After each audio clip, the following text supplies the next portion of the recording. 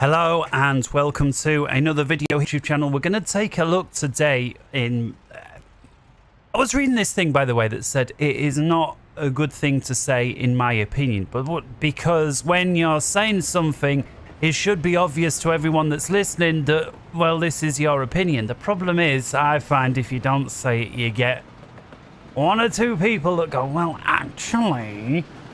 Now, my opinion, this is the best factory Simcity top-down economic resources management game there is anywhere. And here we are on the back end of 2022.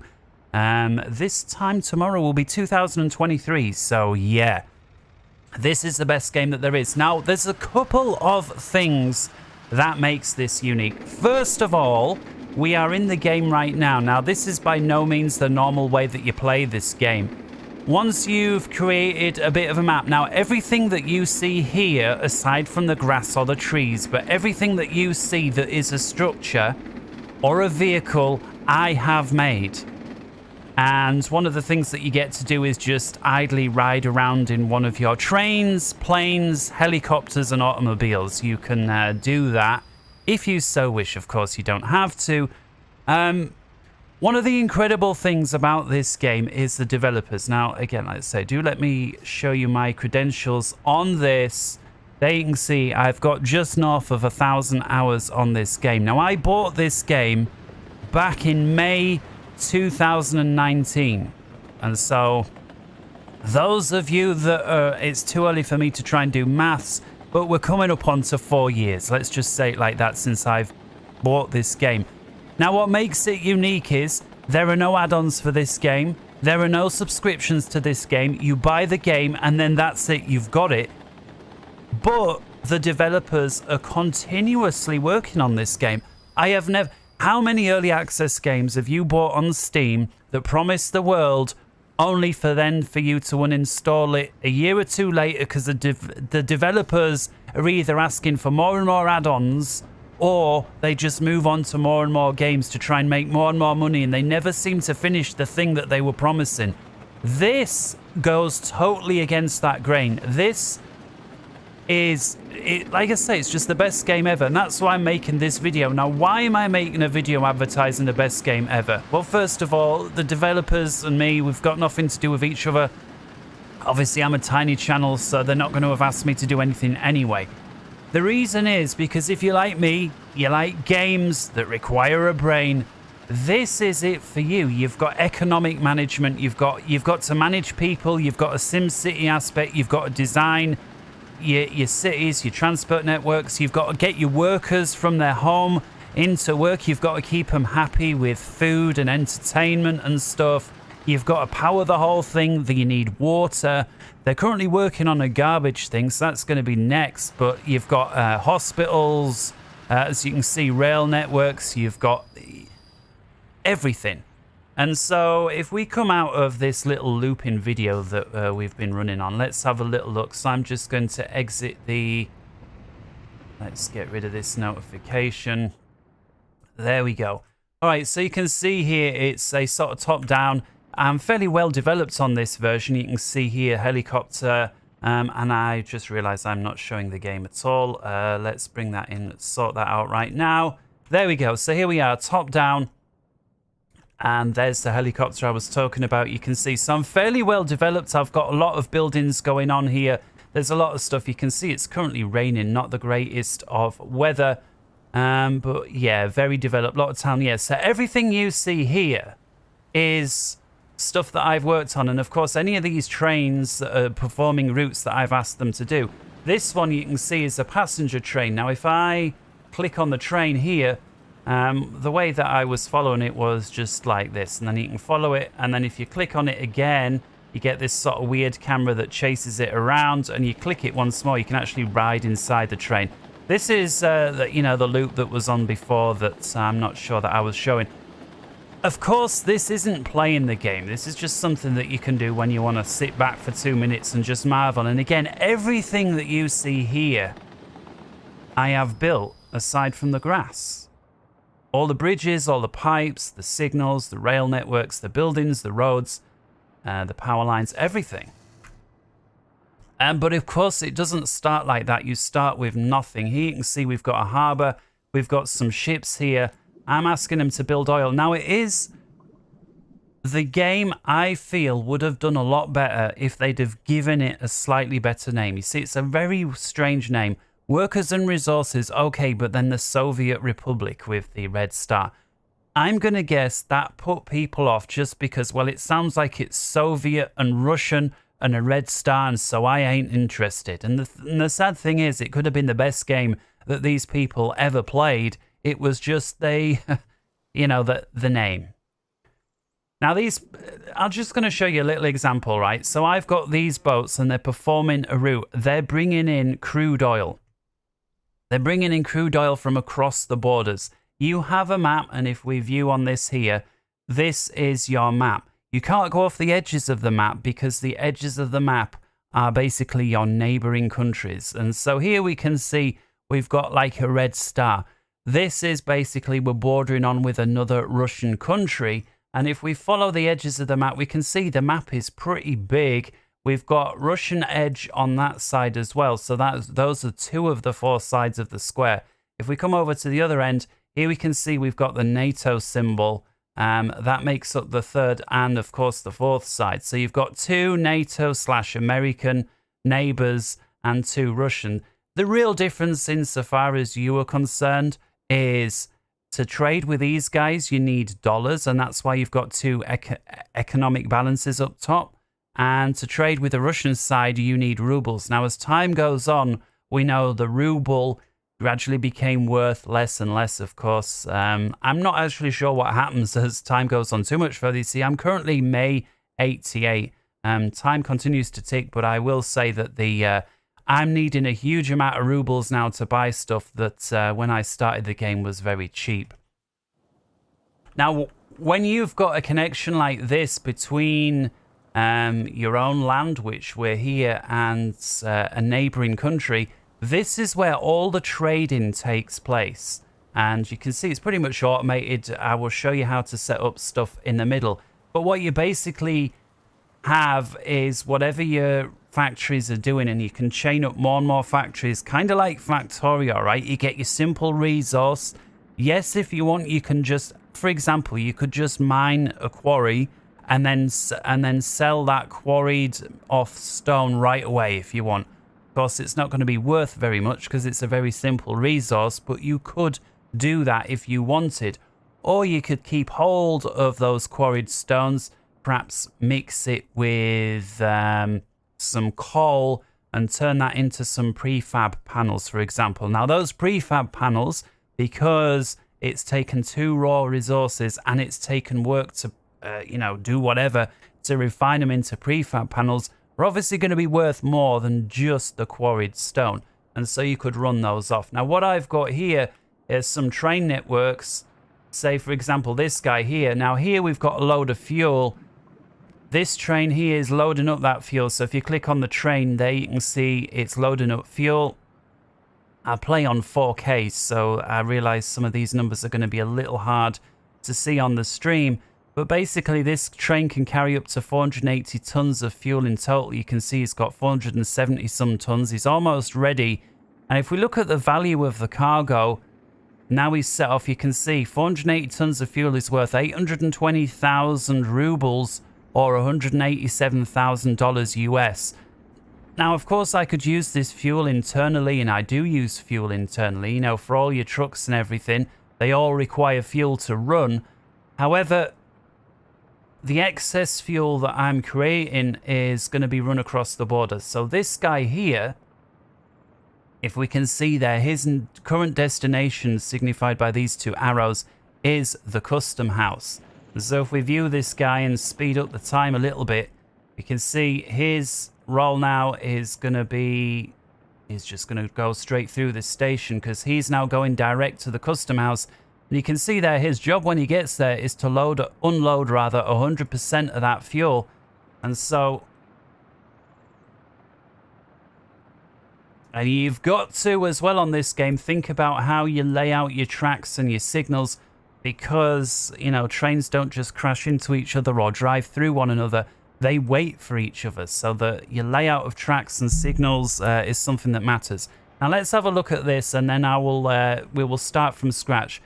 But just so you can see now, he's pulled in, and now you can see he's unloading the fuel. The value of the cargo is obviously decreasing because he's unloading it. If we look at our balance, well, you would see it increasing more. So somewhere else on some other part of the map, we're currently loading things up. But as this guy is unloading the fuel here on a Russian country, all this money here is pouring into our coffers. It is just a shame. Now, if we take a look over here, here we can see export of resources. So there you can see how much we're currently selling. So there's the fuel. So you can see we are currently selling a shed load of fuel. If we hover the mouse over there, you can see the graph going up over time.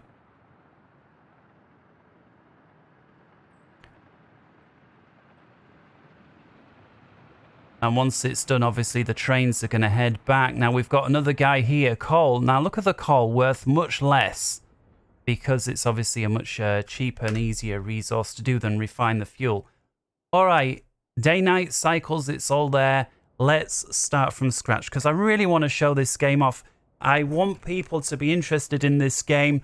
It is a fun and exciting game to play, especially, look guys, it is a long haul kind of a game. What I mean by long haul, I don't mean it takes ages to learn. It doesn't. I mean, in order to build a town up, if you want to call it a town or a republic like this, it's going to take a lot of time because, again, you build everything yourself. There's nothing automated about it.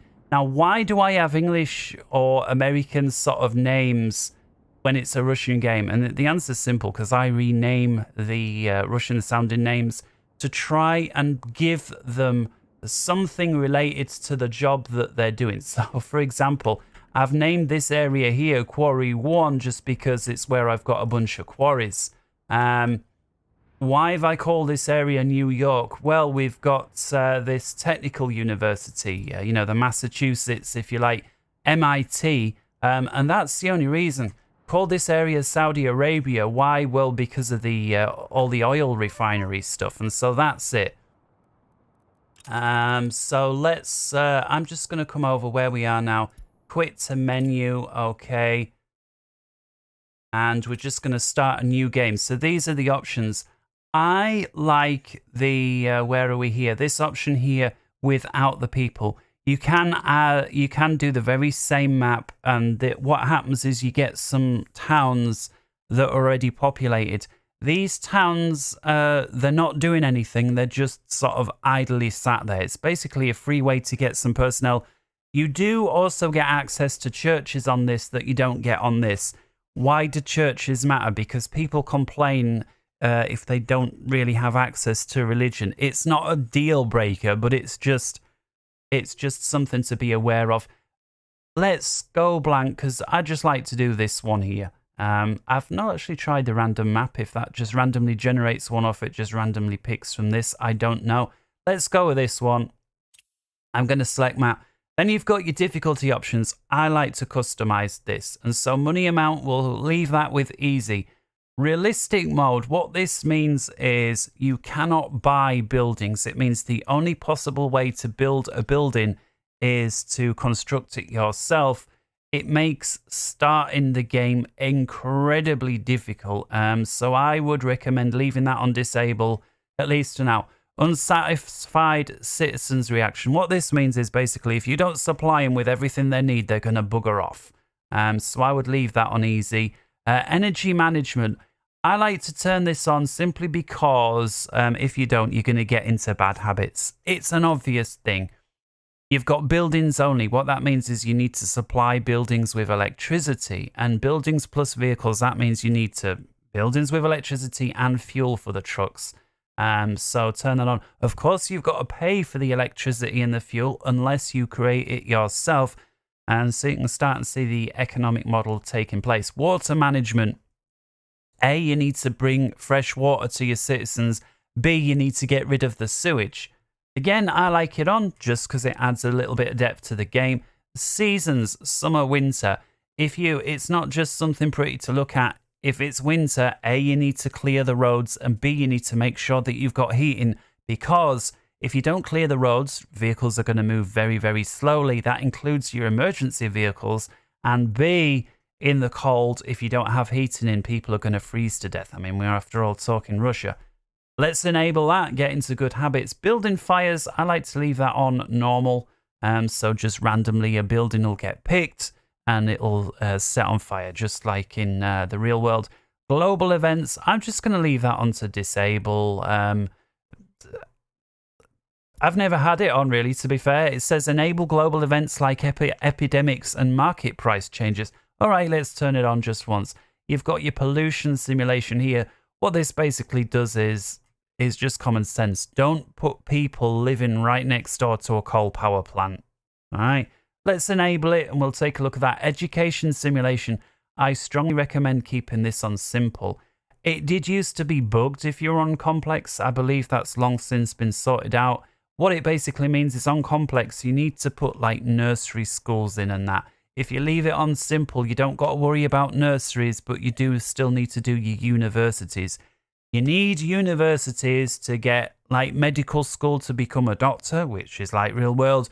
And you've got your engineering type universities for people to be good at, like chemistry and electronics and stuff like that. Which, by the way, you need, because the ultimate goal in this game is not to export quarried stone, but to produce and export vehicles, trains, helicopters, planes, and boats, ferries. Those are like the culmination of all your resources that have been refined and researched and all your expertise. And, you get more and more stuff together. You get more and more advanced with your things that you're producing. And then you stick all of those advanced things together, your electronics, your fabrics, your plastics, your steels, all of those things, and they produce these, if you like, ultimate things that are able to be produced that obviously net you the most money when you sell them at the border. Obviously, you can keep them for yourself as well, and it's one less thing that you have to buy. Crime and justice, we like that on. Of course, that was one of the things added in the last year. Of course, not everybody's going to play by the rules, are they? So you need to take care of those. Traffic simulation. In my experience, while this is a lot of fun to do, put road signs, trucks can go here, not there. There's a speed limit. You can decide, with the flow of traffic and everything. It's a lot of fun to do. I find once the game starts getting more than like 5 or 6 major towns, having this on really slows the game down, because you're going to have hundreds, if not thousands of vehicles. And if they're all playing by some really advanced way, I find it slows the game down. So by all means, if you just intend to make a few smaller places, it's a lot of fun to do. I recommend not having it on. Researchers will enable, then when you've got your day-night cycle, to me, this is a graphical preference thing. It has no impact on what happens in the game per se, other than always day. It makes it a lot easier to see. But if you have a moving sun, you get nice graphical effects and you get the night cycle. Why? Well, I think it looks nice. And certainly at Christmas, you want to put Christmas lights up and it looks cool. And so we'll do that. You've got the year of start. You've got 3 options. I like the 1970, the middle option, because 1960, the access to your vehicles, of course, your vehicle availability, you want it locked and for the year, right? All is like you're starting 60, but you've got access to the latest vehicles today. It's not realistic. So lock that to the year. Or lock the start according to the year. The difference between lock to the year and lock to the start means that in 1980, for example, you might not be able to buy vehicles that were built in the 19s or developed in the 1960s. If you have this option, you can still buy them. If you have this option here, lock according to year, you will no longer be able to buy older vehicles. I like to be able to buy certain older vehicles because the newer aren't always better, as we know. And so I think this is a good option here. You don't want early access to them, but it allows you to buy them later on. And yeah, 1970, like I say. And so I like to play with these options, again, with a possible exception of, where were we here? What did I say? The global events, that's it. I normally play with that off, but let's play with it on. Okay, Start new game. We've been on the video for... Excuse me. I was a bit slow on the mute button there. Been in the game for 20 minutes and we've finally gotten around to it. And so you start off with the map. You can see there the clouds. You can tinker with all the graphics settings. So if your frame rates are a bit low or whatever, you can mess around with it. I've got everything maxed out. You will find as your town gets bigger, the frame rate drops. To me, that's not a graphics thing. It's a processing thing. You've just got so many to go on. All right, you've got your WASD keys to move around. And if you hold shift, you can move fast. You can also mouse and right button to move around like that. We've got the same borders as before. And as you can see, we've got absolutely nothing going on. No people, no personnel, no nothing. And so the first thing that you're going to want to do coming down onto this map is find some kind of resource to start with. Personally, I think coal is a good one to start with because if you can mine coal, refine coal, you can stick that into your coal plant and start producing energy. You can, of course, import anything, including energy that you don't want to manufacture yourself. The advantage with coal is we can export excess coal if we want, as well as export excess energy. And so let's take a look now on the mini-map. You've got your various options here, your resources that are dotted around your republic, including coal. And so if we look there at coal, I'm just going to tick it on. We can see these little red highlighted areas here dotted around. This area down here is relatively close to the border. So I'm thinking maybe start over here. We've got some coal over here that's quite close to the border on the right. We've got down here the two red borders, so the borders with the Soviet nations here and the American ones here. In the early years of the game especially, almost everything that you're going to be buying and selling is rubles. You don't got access to hardly any American vehicles. And so I would strongly recommend building up near the Soviet borders. Don't think you can start in the middle and just export everything off. You won't have the money or the resources to build all the road or rail networks that far. It's expensive to do. So let's come over here. And so let's look for this piece of coal here that we see on the very lower left of the map.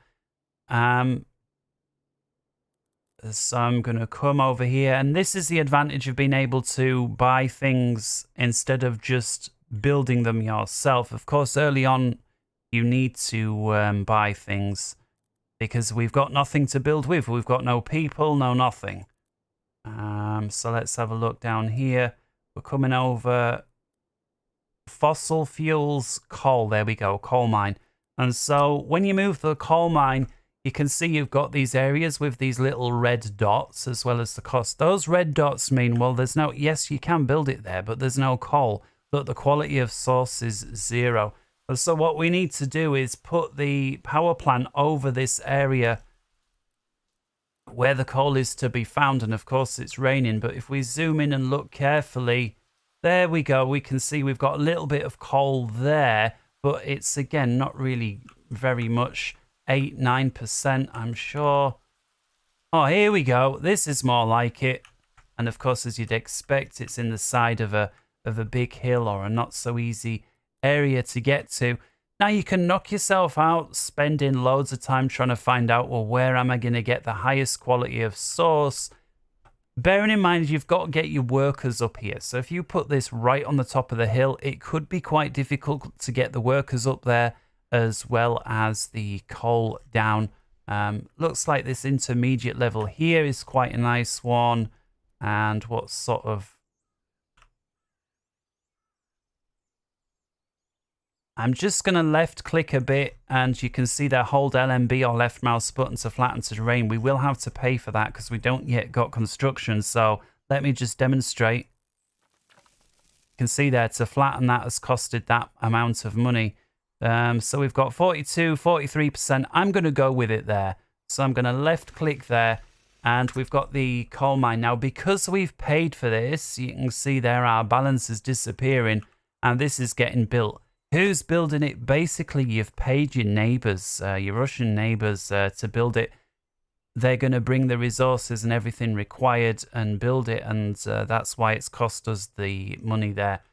Now, of course, it's not going to do anything. We've got no workers here. We've got no power, no nothing, but that's how you start with the coal. Now, the coal mine is going to basically get coal ore. We need to refine that coal ore into pure coal before we can make use of it. And so if we come over here again to the, the fossil fuels tab down here, there's coal mine. Alongside coal mine, we've got the coal ore processing plant. This is, if you like, the part 2. So we need to get the coal ore mine from this building into this. I think I'm going to place the building down here. Now you can see we've got these little arrows on the side of the building. That's where you're going to get your conveyor belt, if you like, to go in and out. Let's just place it down there. I'm not going to bother about trying to do things too precise. Rather just show you the general idea. So here we got the coal. Here we got the refinery for the coal. Roads are important because not only to get people in and out, but emergency vehicles. There's not worse in this game than having a building that's just out of the range of a fire station. You're short on money and then that building catches fire and there's nothing you can do about it, and the building is providing some sort of key resource that you require. So don't skimp on that. Thankfully they do got a decent range, but they do require that you rig them up.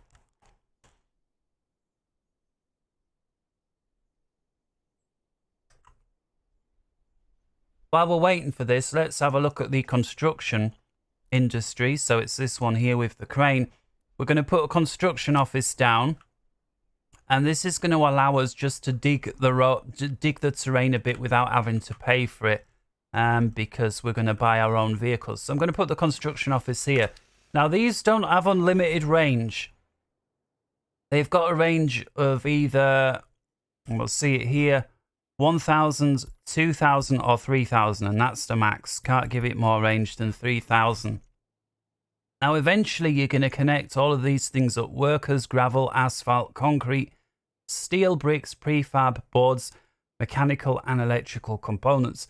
To begin with, we don't have any of that. The only thing that we do have, if we can buy new vehicles or mechanisms, bulldozers and excavators, and these are what you want to help dig with the terrain. So I'm just going to buy 2 of these, and if we come over to the excavator, now if you hover the mouse over, you can see there's different stats for the different prices.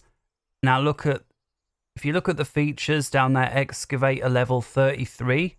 This one here is 22. It's also a bit cheaper because of it. This one here is 20. It's even more cheaper. Personally, I like to buy the best that I can afford at the time, because when you're waiting for it to do a job, 33 is going to work a lot quicker than 20, clearly. This here is how you build stuff. So if we get rid of the map. See, currently we're doing everything but paying for it using rubles. That's why this that started at 10 million is at 9.7. We haven't used dollars, but if we tick it, it would, but still on 2. And then this here is building it yourself. And you can mix and match. So for example, if I'm going to tick the road here, let's build a road with street lamps and sidewalks, which is basically the best sort of road.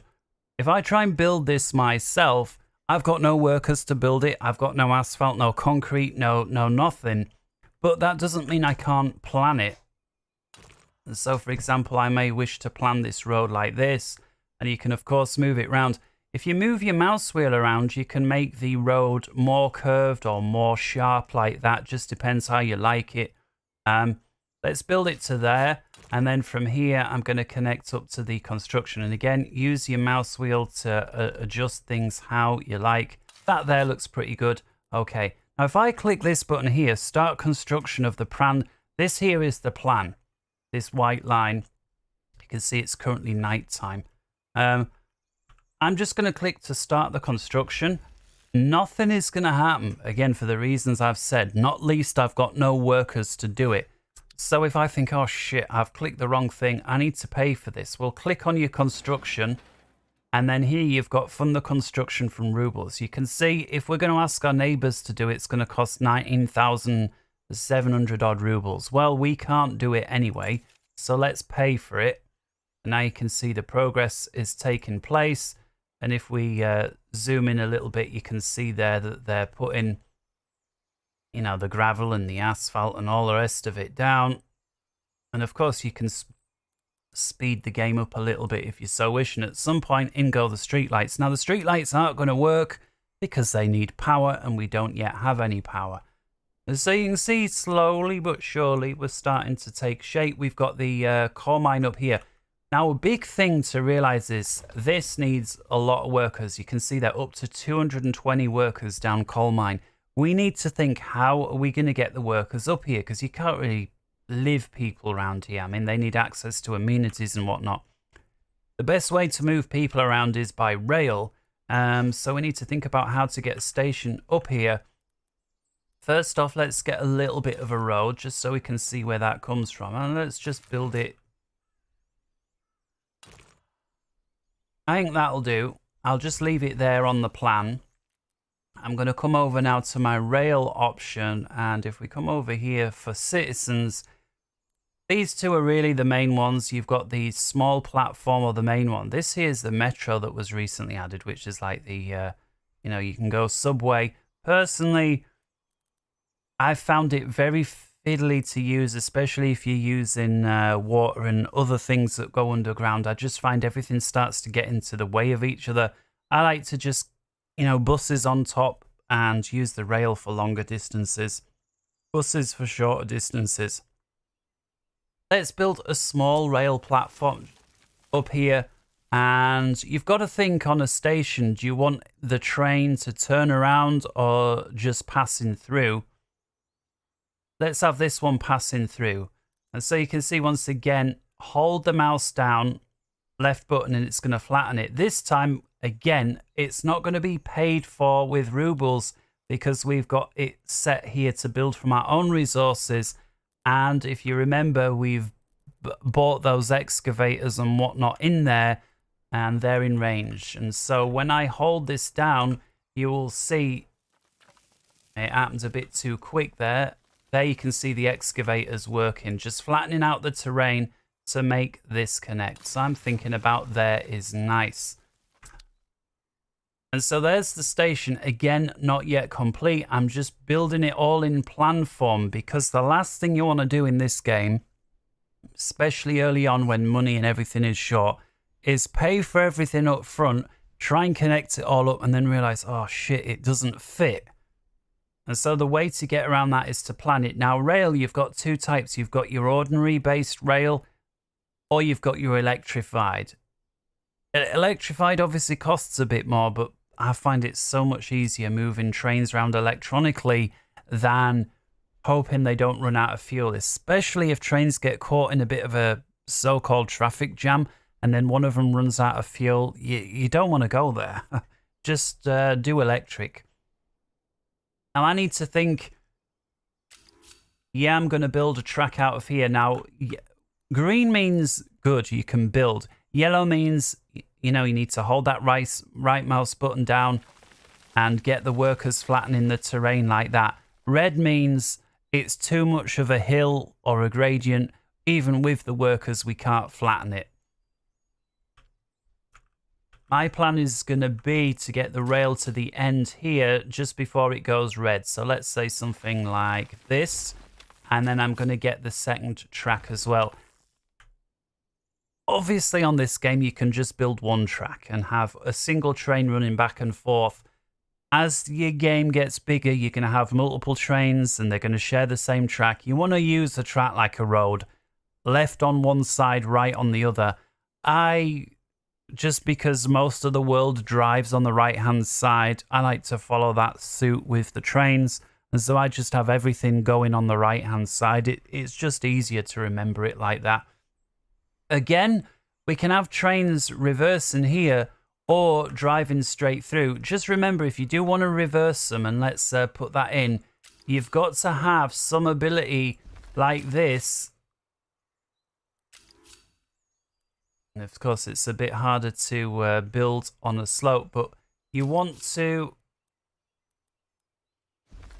have the option like this So if a train's coming in on the right-hand side, pulls in and then reverses out, it obviously needs to be able to cross over onto the other side. And so make sure that you plan that in as well. Now to get from here to here, obviously we could spend a long time trying to get a load of workers to level up this terrain. If we come over to this side here, you know, you can get them to raise the terrain like this, and you can do that all the way down, or you can build a bridge. So if we come over again to the track, come over to this side, the bridge that you're going to use 99% of the time is this one. It's the truss bridge that's powered, but it allows for a curve. None of these allow for a curve. These are good when you have to build long distances over water, but for all other cases, it's going to be this one. And so if you click here, you can see that we can put this bridge in on a curve and move it round. And again, scroll the middle mouse wheel to make it more curvy or more sharp. So let's curve it out a little bit, and we're going to look for somewhere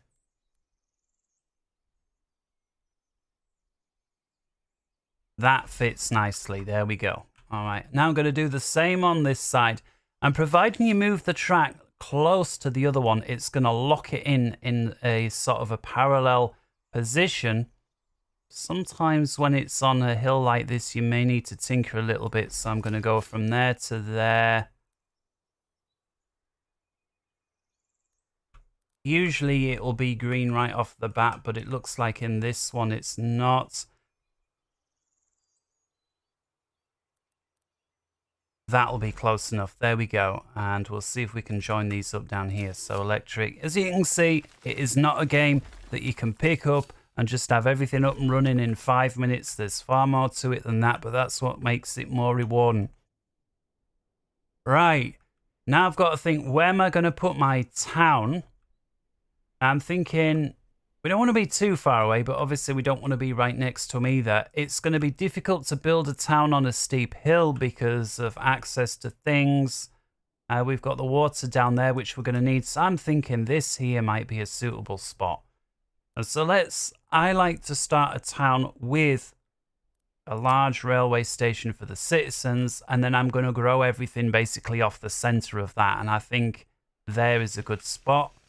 Next, I like to put my roads just one into each direction a little bit. Again, with the street lamps and the sidewalks. That'll do. Okay. And I'm going to come over onto the tracks and just connect this up. So let's extend out. I'm thinking, you know, I want to build buildings here. So I'm just going to plan the track out in a straight line. Now, you may just, if this all you wanted to do was connect these two buildings up, you may just connect these tracks directly up with this, and that would be the end of it. The problem is, at some point, you're going to want to add more stuff on. And I found one of the best, most efficient ways of connecting rail is building, like in cars, a roundabout. So I'm going to do that here. And so a ways away from the station. Hold right mouse button down. Hold right mouse button down. I'm going to build like that. Oh shit, the game crashed. There I am saying how stable the game is, and it's just gone and crashed. Now, that is embarrassing because I hadn't even gotten anywhere. I'm just gonna say, hopefully it does auto save, and you can choose exactly how often it auto saves. Problem is, was I quick enough? Let's have a little look. Auto save.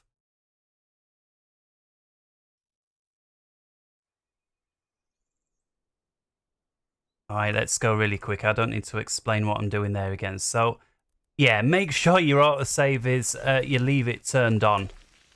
For the reasons that, by the way, that is extremely rare. It used to crash all the time. I'm not sure why that crashed.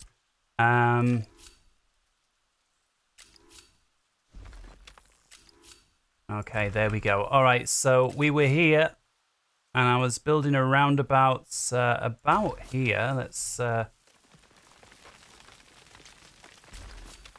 And this is where we were. Hopefully this time it's not going to... Oh, there we go. We got green areas. Sometimes you got to fiddle with it a little bit to find where it'll go with the terrain. There's no way I'm going to get a curve that fits around there. So I'm going to just delete a little bit of that track. And there we go. That's going to work perfectly. I'm going to have to pay for this. There's no way I can get my own guys to build that yet. And there you can see the track is getting put into position. Build that track as well.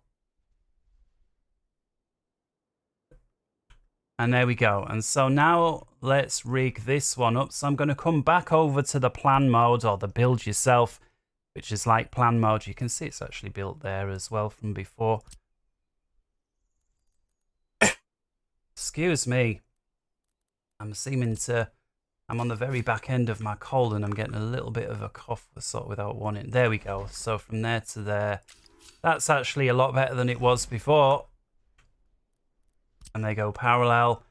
And so, yeah, if you think the trains are running on the right-hand side of the track, they're going to be going around the roundabout always in this direction, or anti-clockwise. And so I'm going to break off. Let's find a suitable spot. Is there even a suitable spot?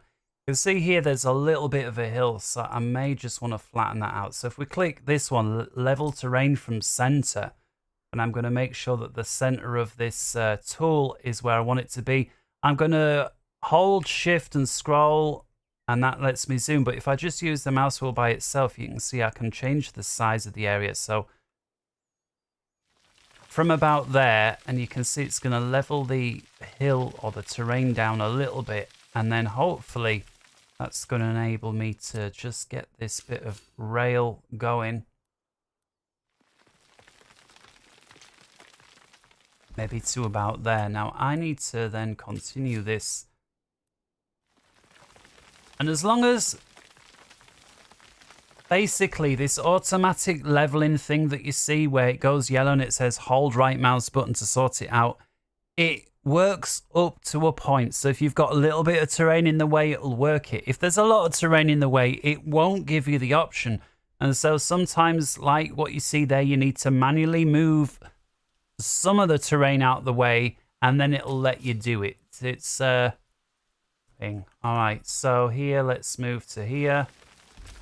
And then from here to here. And then looks like... All right, here is an issue. This happens a lot in this game. It's something I'm sure they'll iron out. It looks like these bridges are going to the floor, but they're actually like slightly above. Perhaps you can just tell there's like a millimeter. And so to resolve that, you just click on the bridge again and just like build the tiniest, like that, and hopefully now it'll work. Whoops. There we go. By the way, I'm using the Q and E keys to raise and lower. So if I'm building a bridge like this and I want to raise it up, Q and E, and you can see you can only build it so short. You know, you can't go ridiculous. You can only go so short, which makes sense. It's a train, right? And sometimes it can be a little frustrating and you've got to do loops. Now this here is still not rigged up.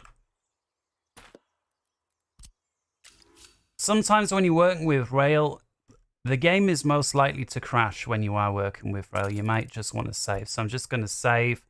You can save it to the cloud or locally.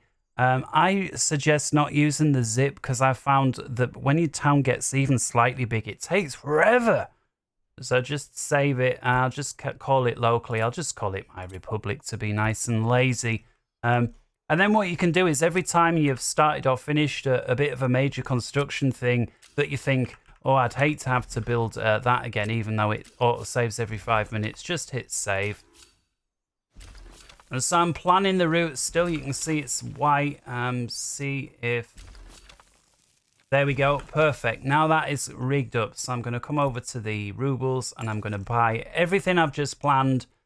And people are coming in. Right. That's the 2 railway stations connected up via a track. We've got the bridges there. Trains coming here. We do need to think how they're going to reverse out of here. Well, Again, the town is going to expand, or rather the whole city is going to expand.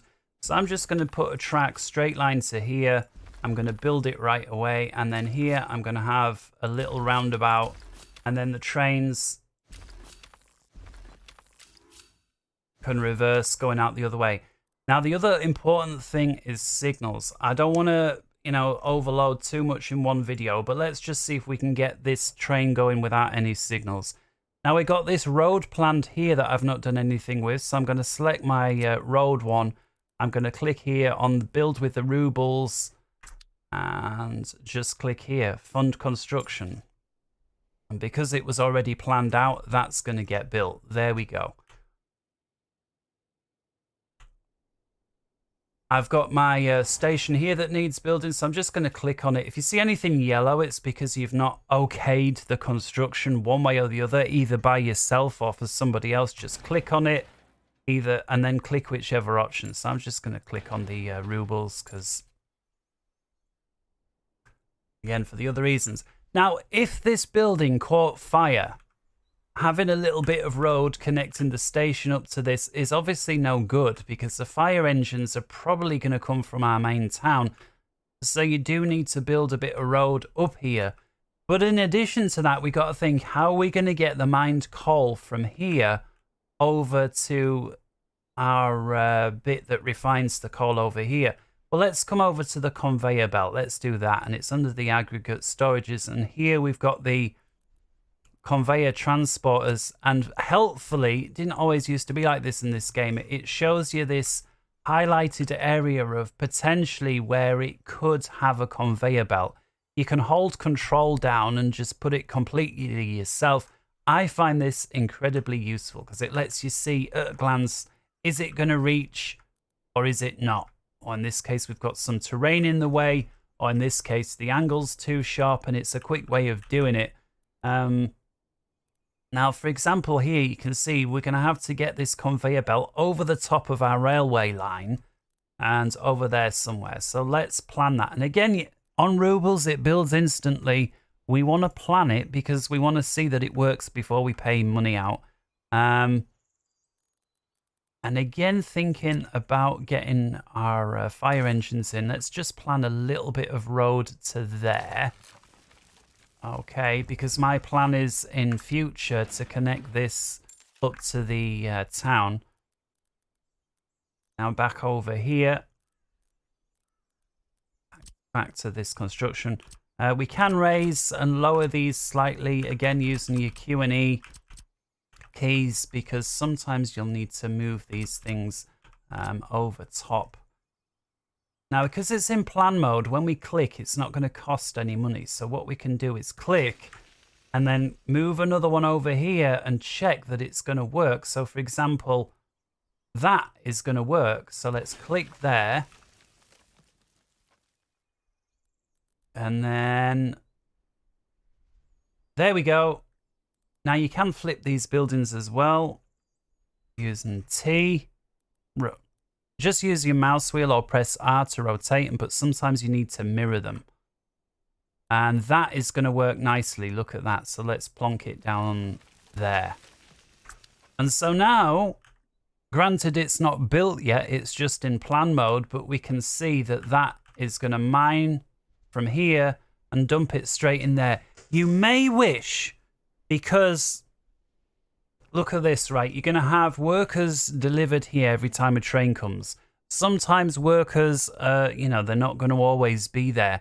Well, if the workers are not always there, or there's not a lot of workers there, there's obviously going to be very little coal coming through. Now, you may still have a lot of workers here, but very little coal coming through. That is inefficiency.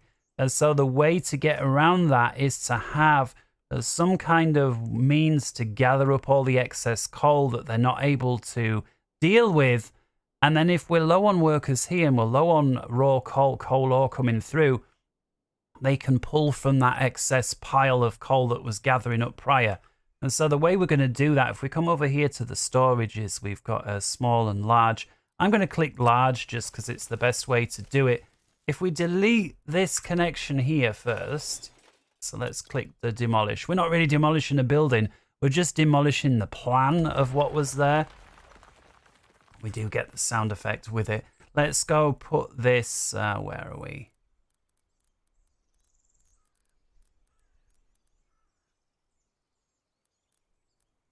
This large storage. Now you can see again these very helpful arrows. I'm going to press T once again to flip the building because I want the road on the right hand side.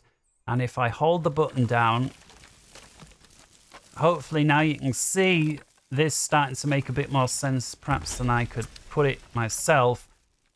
Coal ore is now going to feed through here into this storage building, this storage pit, and then from the storage pit into the refinery.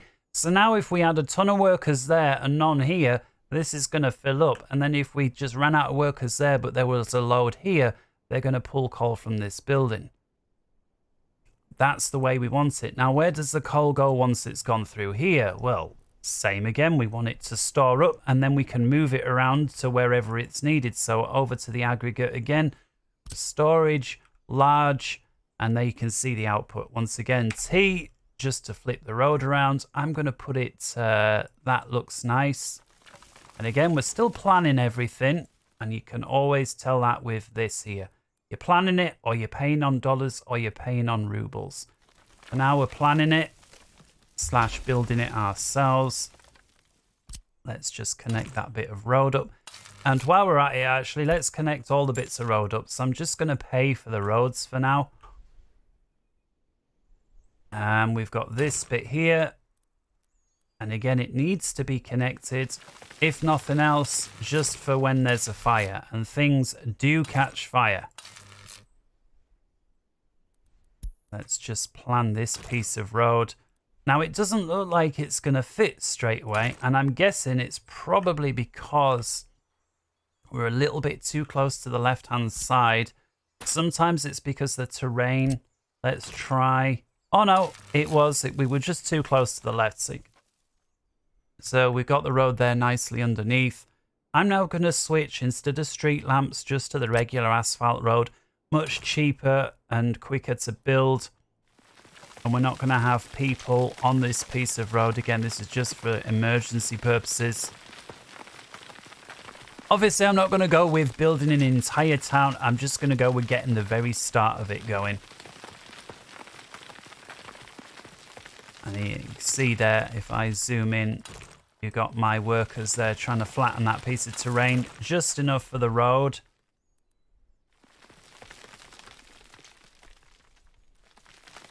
Where was that? There we go.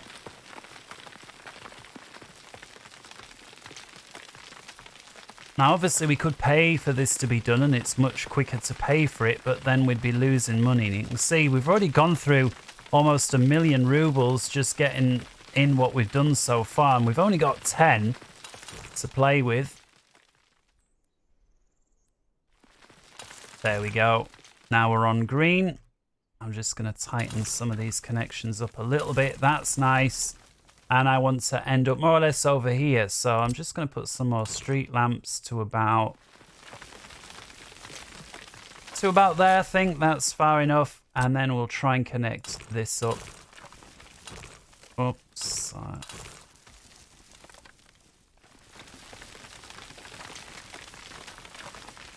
There we go. That's nice. All right, let's pay for all of that in rubles. And now we've got a connection.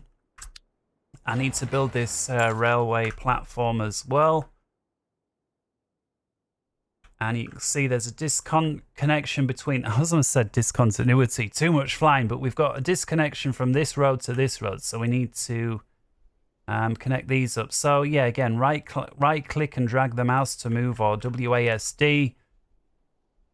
And so sometimes, you know, my left hand's basically on the WASD and the shift keys, the control keys, because they're the ones that I'm using. And obviously right hand's on the mouse. The controls are very intuitive on this game once you get the hang of them. I really like them. You can tell they've thought it out. So, road, you can build straight across track, and that's going to have your traditional level crossings. The problem with it is, if you've got a train that's waiting because, I don't know, let's say you can only get so many in, and you've got an emergency fire situation, there's going to be a problem. And this is one of the examples why it's always good to plan. I didn't really want to build this. I was just wanting to demonstrate something. Well, we're going to have the railway level crossings there. And in fact, if we zoom in, you can just about see the crossing here. And there for the other side. Of course, that happens automatic. Do you know what? We'll leave it just for now, just to save time. Of course, the way around it is to either build a road bridge or to try and duck it under here. I don't think that railway bridge is quite high enough, so we probably have to build a road bridge. Now, I've also got to think, how am I going to get my workers to this point? Here we've got a rail station. They can walk for a certain distance, but this is probably too far. So the two main ways of doing it are putting car park, but then you've got to buy everybody a car, and this is not the favourite place for people who can afford a car to work. So the easiest way is to put a bus stop. So I'm just going to put a small one in because we're not anticipating too many workers here. And I think that there's going to be a nice place to build the bus stop. And now if we come over to the path icon here and click on the path, you can see that most buildings have got path access that is not always where the road joins. And so this allows you to send, people that can walk various ways. So obviously from the station, you've got a footpath that can connect here. And then from here, say straight to the coal. And that is just, they could have walked along that road anyway, but sometimes it's a little more essential. So for example, here on this bus stop, yes, they can walk around here. That's well within distance. But what you might want to do is just put a little bit of a path like that. And that's going to save them a little bit of time. And of course, that means more time on the job. And sometimes, I think the distance is something like 400 meters. If you want to know how far can they walk, you can click on a building and then click on this icon here or hover over. And you can see just about, if I hover over there on the left, from this bus stop here, you see these little blue dotted lines go to this, and it says here it's about 96 meters. And you can see if I zoom in the direction that they're going to take, and they are indeed going to take that footpath that we've put for them. All right. Let's connect the path up, the road then to these buildings as we've discussed before. In case of fire. There we go. Now, I may or may not want to build this railway through, but you know what? Let's say we're not gonna. So we'll connect that road around there. And I think we can run that under there quite easily if it's not too steep. Sometimes it's just a case of trial and error until you find a place. You can build tunnels as well as bridges, and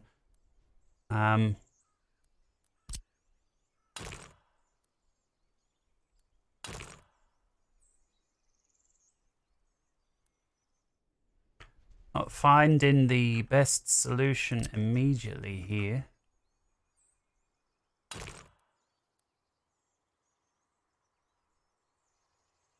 You can also build bridges over bridges, providing that they don't contact, as in real life. One doesn't preclude the other just because it's a game. They've thought about it.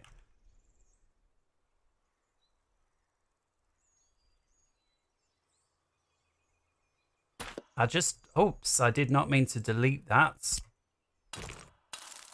I just feel that there is a nearly here.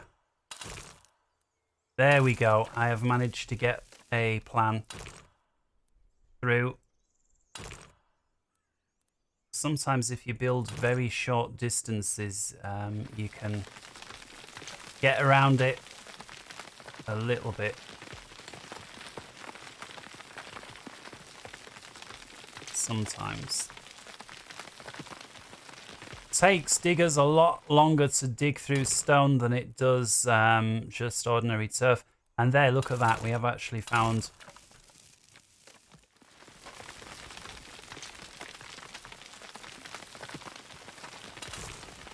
there we go. Perfect. All right, and so we can delete that little piece there. Okay, so now we're all connected up.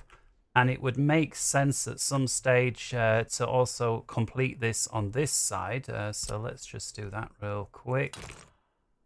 I'll go to about there. And then the rest of it is going to be the regular. See, it's a lot easier and quicker to build over flat terrain. There we go. That's nicely done. Then we're going to have to build a road bridge over this rail network. So let's just complete that. And we are not long away from having people beginning to populate our areas. Now, before you just start building houses and inviting people in, remember your people need shit. And we don't have anything. And so to start with, I would suggest if you come over to your people's menu here, your residential, don't look at the buildings first, look at what they need. And so over here, you've got your shopping centre. Grocery store, I don't see the point in building because then you're going to have to build another shop to give them all the needs.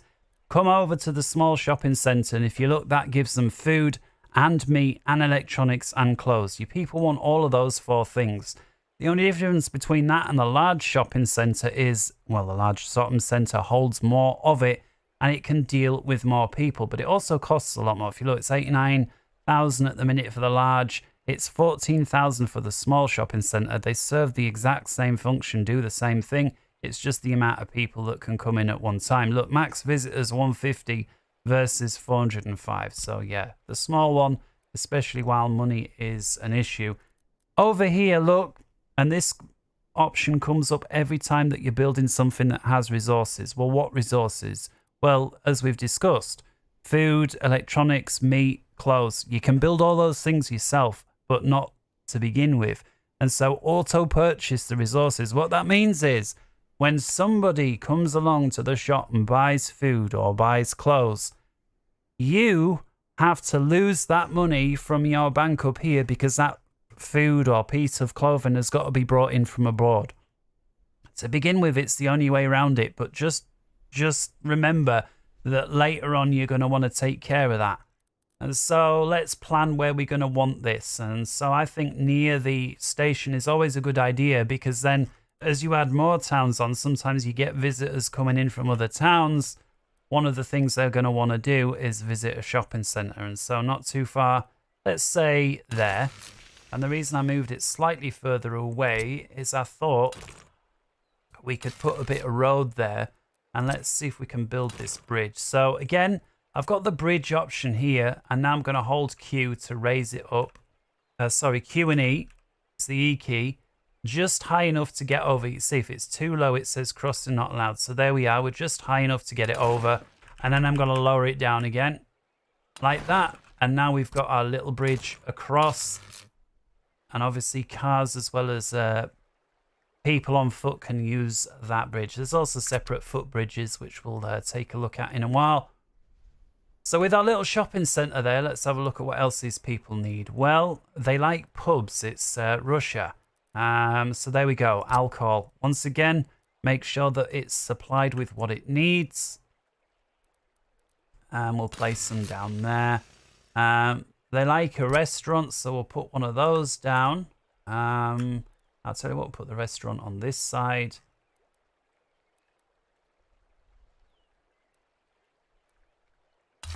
Let's place it there. You can hear that little... Very nice. Not noticed there was running water sound before, but I have now. All right. How else are we doing? Well, they don't need the beach thing, but what they do ask for is a cinema. If you don't build them a cinema, they'll say, oh, we've not got cultural stuff. So build them a cinema. Again, I'm trying to centralize it all around this spot here. I'm going to plan a road off from there, as well as there. As well as there.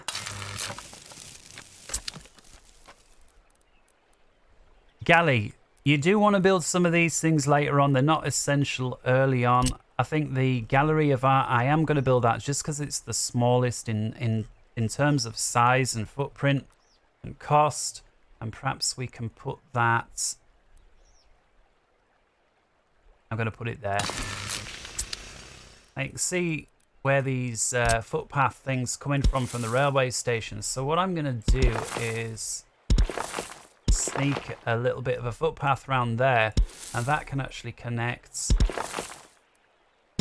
there like that, and they can obviously cross the road. Same here with the restaurant. Let's build a path to there and to there. If you get a path on either side of the road, you then get this zebra crossing thing, which is a nice touch. Here, obviously, now look at it. If we were to build a house here, the people would have to walk all the way up here, around here, all the way around here, then to here, then to here.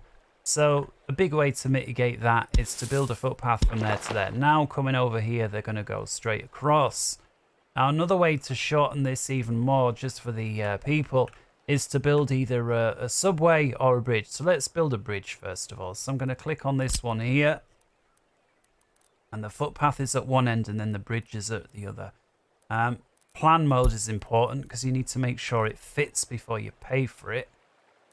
So there. And then we need the other end of the bridge. Now, if you move it over, what you need to do is move it until you see that ghost image of the bridge connect. And I did just see it. So where's it gone? There it is. And so you want that there. That'll do. And then on the other side, obviously, we need the footpath connecting, let's say, to there. We'll connect up the train station as well as that end of the restaurant. All right. Okay, that. And okay, the bridge.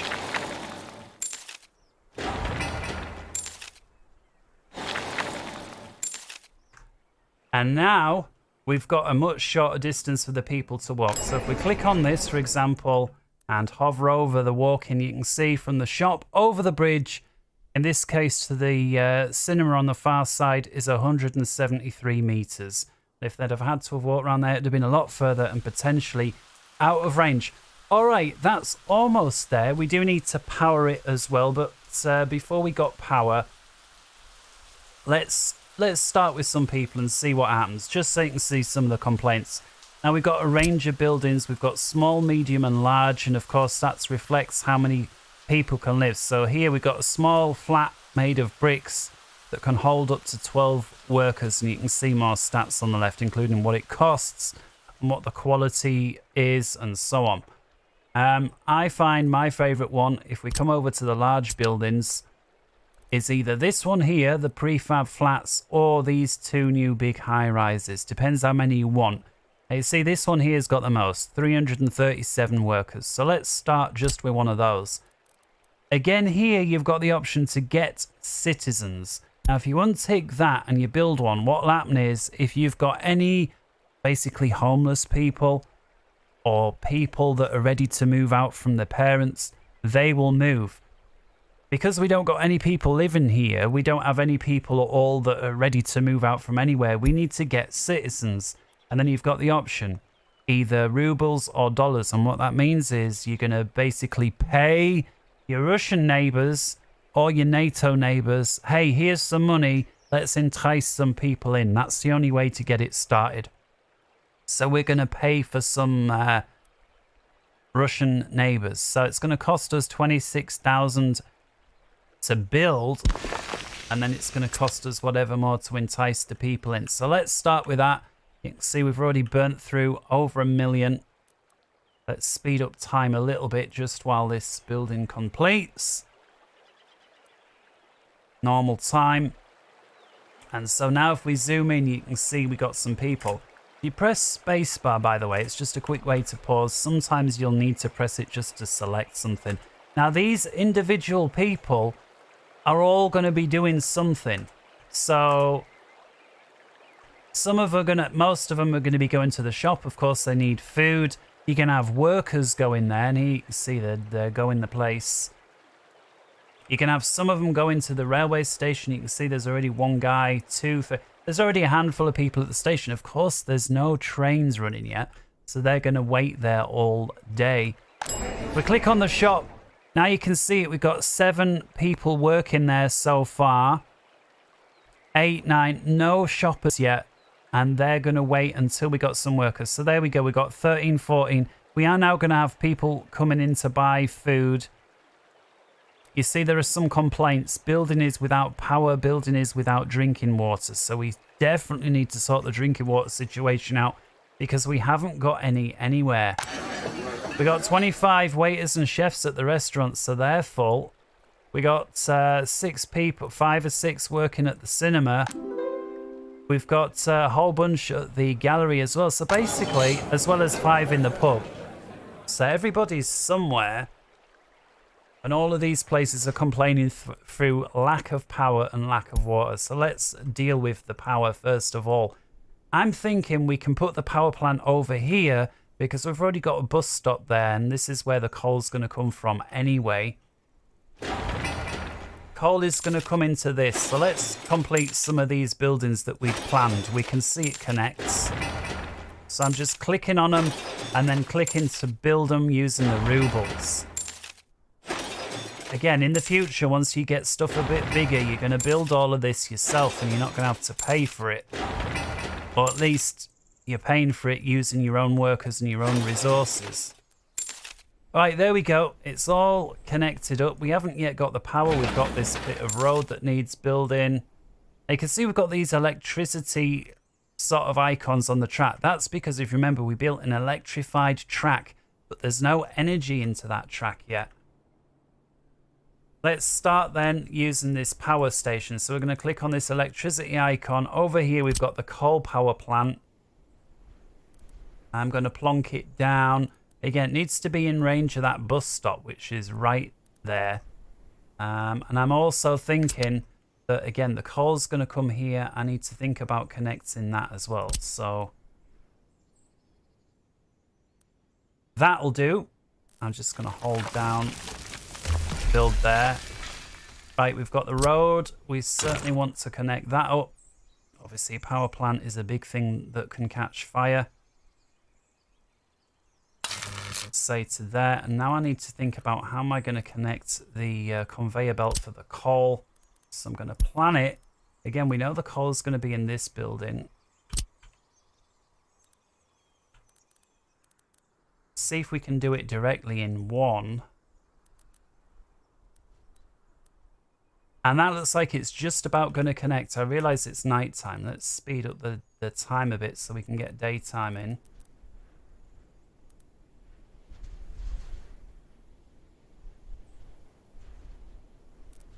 Got to say, for a sort of an economic management type game, it's got some really nice graphics in.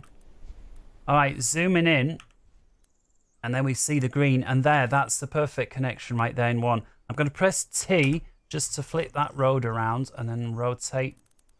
And there we can see that's all going to connect nicely. So I'm just going to come over here to build that as soon as we click. There we go.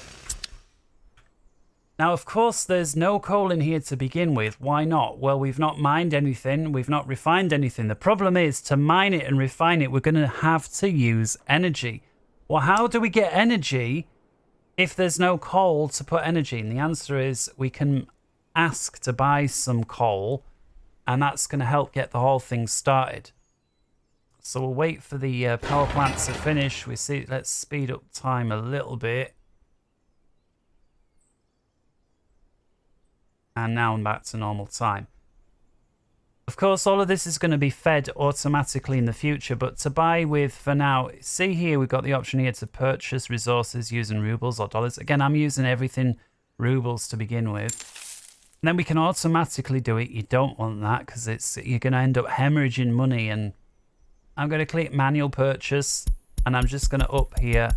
And let's just buy 52 tons of coal. And you can see that's going to cost about 1,500 rubles because, of course, it's the delivery as well as just the resources. The closer you build to the border, the cheaper the delivery is.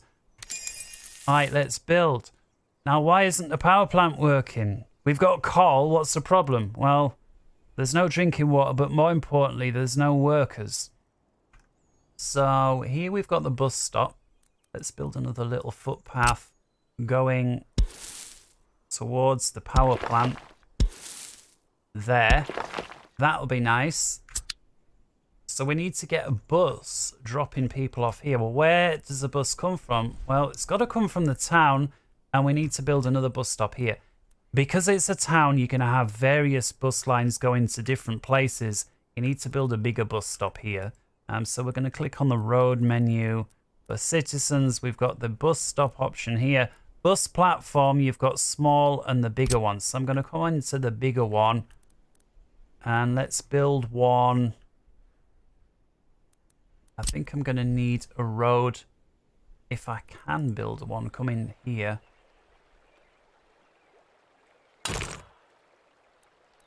I guess I'm too late. Okay, never mind. Well, that's where we'll build the bus stop then. I was hoping to have another road here coming off the bridge, but doesn't seem like it's possible. So let's build a bus platform there. Now you can see one of the footpaths leads up to there, so that'll be nice. So we'll put that there. You can see where the bus entrance is going to be. So I think that will be nice. And then some more footpaths. Let's have a little look. So we've already can connect some people up here. You see there's already 1 or 2 people wandering into the station. Let's build another footpath, see if we can get... There we go, that's connecting. Of course, once people go here, they can just walk along this road here, so that's fine. I'm going to build another footpath that goes around the other side of this building like that. There we go. We could even then build a bit of footpath that extends along there in case anybody needs to just get through. Let's connect this. There we go. All right, let's click on it. So far we've got 8 passengers, 3 students, no workers. To get more workers, we need to build more buildings because so far most of the workers are occupying all the jobs in these other buildings. So let's come back to the residential. I'm just going to build another one the same. Let's place it a bit closer to the bus station. Let's place it here.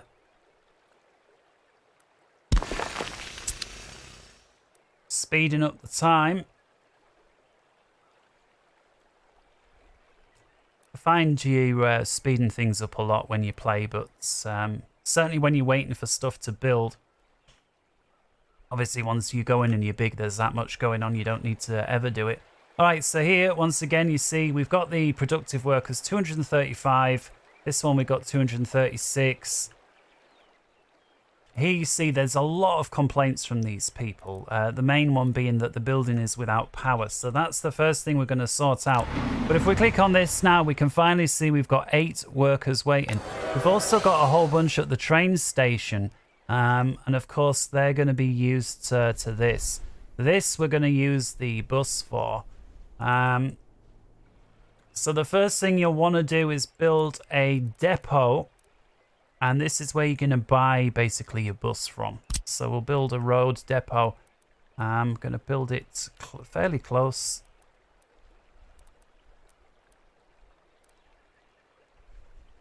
That'll do. Yeah, look how many people we've got waiting at the train station now. And we've got 21 workers at the bus station. Right, clicking on our depot, we're going to have to buy a vehicle. And we do need to fuel it. The problem is the fuel station also requires power. And so before we can do that, we need to use what little bit of fuel the bus comes with to get 1 load of workers over to the power plant. I'm going to buy this one here. It can carry up to 32 passengers, stroke workers, or any combination, right? And it goes relatively fast, 85 km/h. So I'm going to buy that one. Now with it here, double click, and we're going to plan its route. So you click this plus icon, tell it where to go. Well, go to that bus station, and then simply go to that one. And that's it, 1, 2. Now here you can tell it what to load up. Well, it loads everything by default. Well, we only want workers, yeah. We don't want passengers going to the power station. We certainly don't want students or tourists going there. So just untick the students, untick the passengers, untick the tourists. And now it's only going to load up workers. You can see there's 3 kinds. We've got workers without education, workers with basic education, and workers with university. I'd like to leave it on all 3 unless there's a very specific reason you don't want to. For example, if you've just got a little bus that's going to a wood cutting shed, you don't need people with university education there, so you could untick that. All right, with that set and done, let's click the launch button. And let's untick this. And now we've got our little bus on its way out.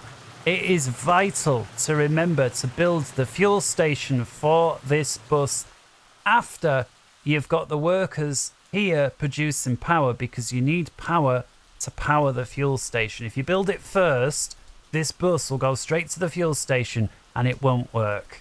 Now, because we have a vehicle, our first vehicle, you can click on it here and you can click on the I button and you can follow it along.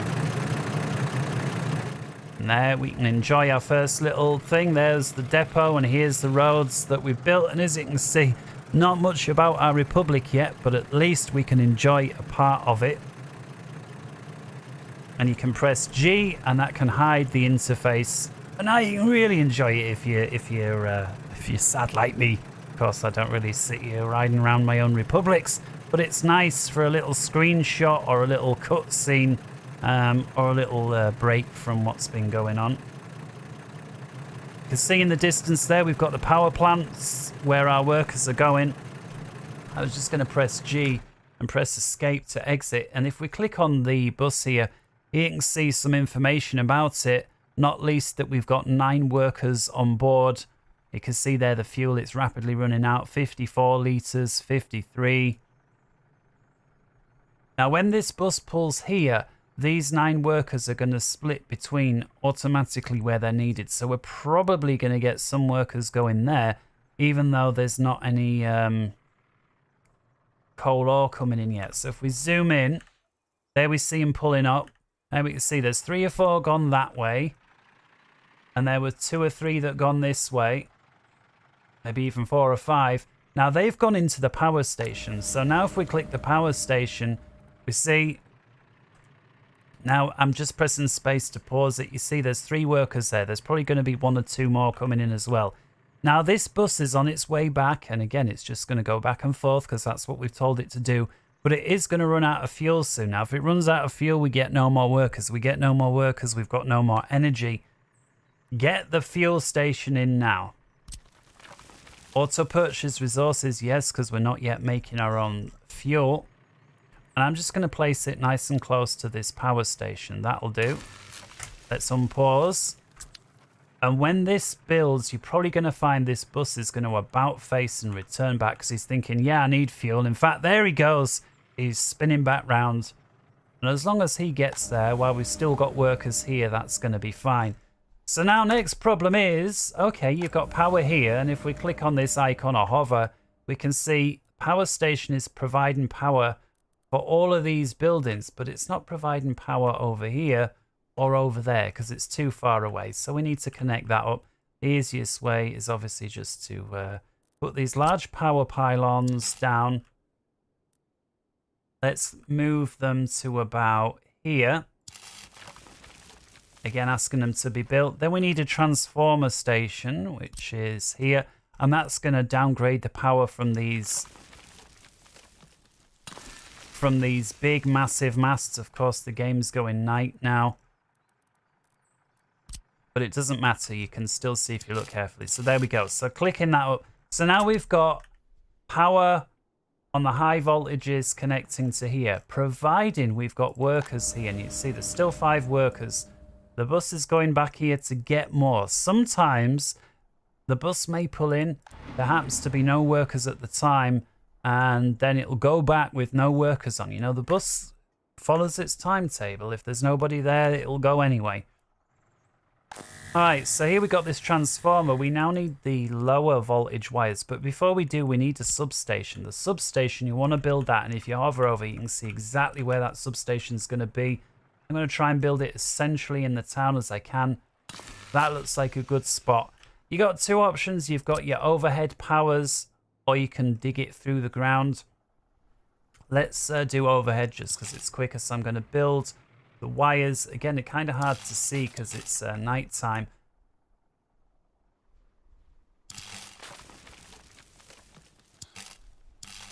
Right, and there we go. We've got a complete connection, and you can tell now because the lights have lit up. And if we click on the building, they're no longer complaining that they don't have power. However, there's a lot of them complaining, well, they don't have drinking water. That is another big one, a new one added. If you press F3, this is your underground view. So currently you can see there's nothing going on underground because we've not built anything. Water is probably the main thing you're going to be building that requires underground. So I'm going to start with a water tower. I'm going to build a big one. And we'll build it here. You can buy water directly. So let's put that there. To get water from the water tower around town, the first thing, there's like a whole chain of things. Like everything is a chain. You know, you need from this to this to this to this. From the water tower, you need a pump. So we're going to come over here. I'm going to build a big pumping station. And you see here, the arrows are the wrong way around. I need it to be that way, but then you see the paths at the wrong side. So this is another classic example where you need to hit the T key to flip or mirror the building, and now it's the right way around. Okay, how do we connect this up? Well, this is the pipe. So if we select here, we've got small, medium, and large. I like to build the large.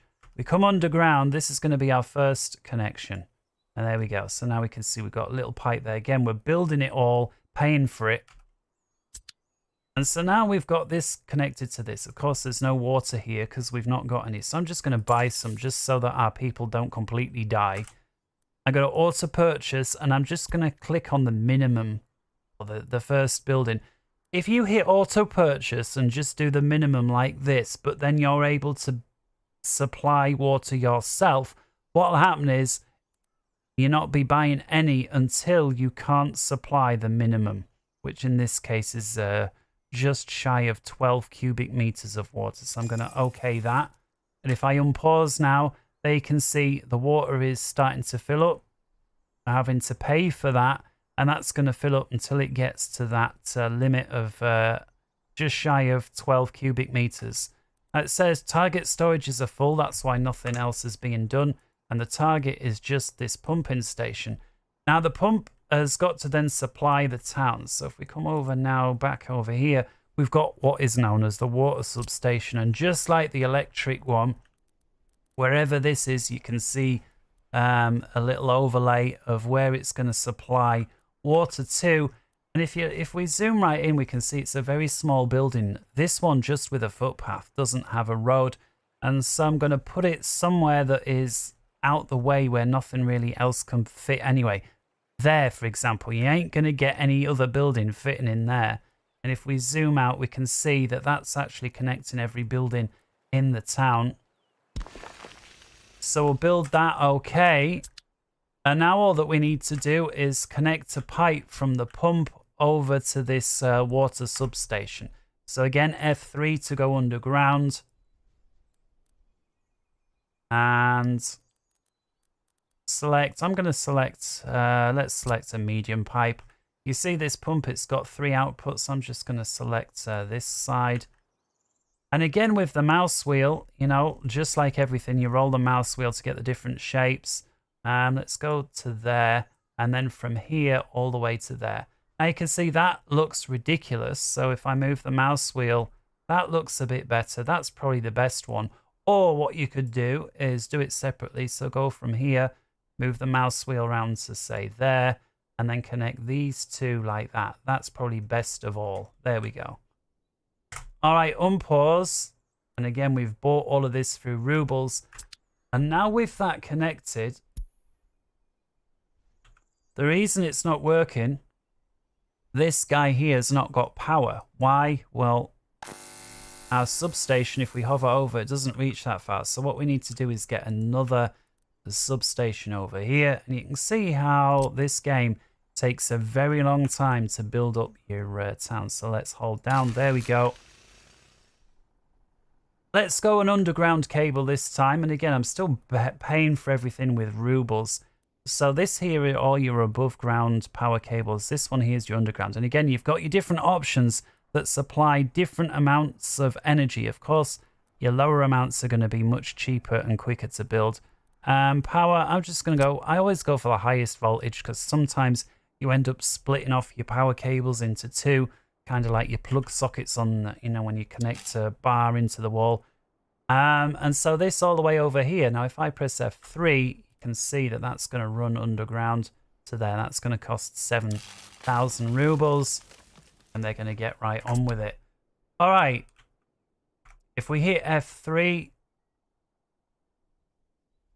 click on this pump, it still says it's without power, sorry. And now you see it's operating without issues. So we know that they've finished this construction. Now you can see it's pumping water through. And if we come down here, we see this pipe's turned a little bit blue. We click on this water substation now. We can see the water is filling up. High quality. We see the water pressure. Everything is building up. And so now these people have got their water. Guess what the other side of supplying water is? Getting rid of the sewage. And that's going to become a problem. Now, we've got a very quick and easy way to get rid of the sewage, and that is this water here. Later on, you're going to want to treat it so people, you know, that you're not putting as much pollution into the water. But just to be quick, let's put a sewage pipe just straight into the water. So I'm going to click this one here, sewage discharge. You've got to line it up. So these three brown inputs, that's going to be where your sewage is going into this building. And so you want your discharge on the other side. Sometimes the coastline is not suitable. And so what you're going to want to do is come over to your terrain tools. And I'm just going to manually deepen this side. Make sure you've got a sort of straight coastline. Something like that, and I'm going to guess that that is probably going to work. So where are we? Sewage discharge, and there you see that's now going to work. So let's OK that. And so now we need to find some way of getting our sewage to this. Now you can build sewage pipes, which is the best, most efficient way. But you can also get trucks to do it. Let's start off with the trucks just so you can see. So I'm just going to build a road close to there and carry it on over there. See here we've got path connection as with all of these things.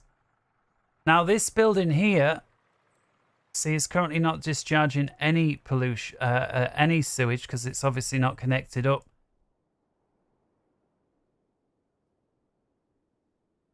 So if we come over to our road network, going to come over to the maintenance technical services. This is where you're going to have your snow plows and your trucks that can deal with water and pollution.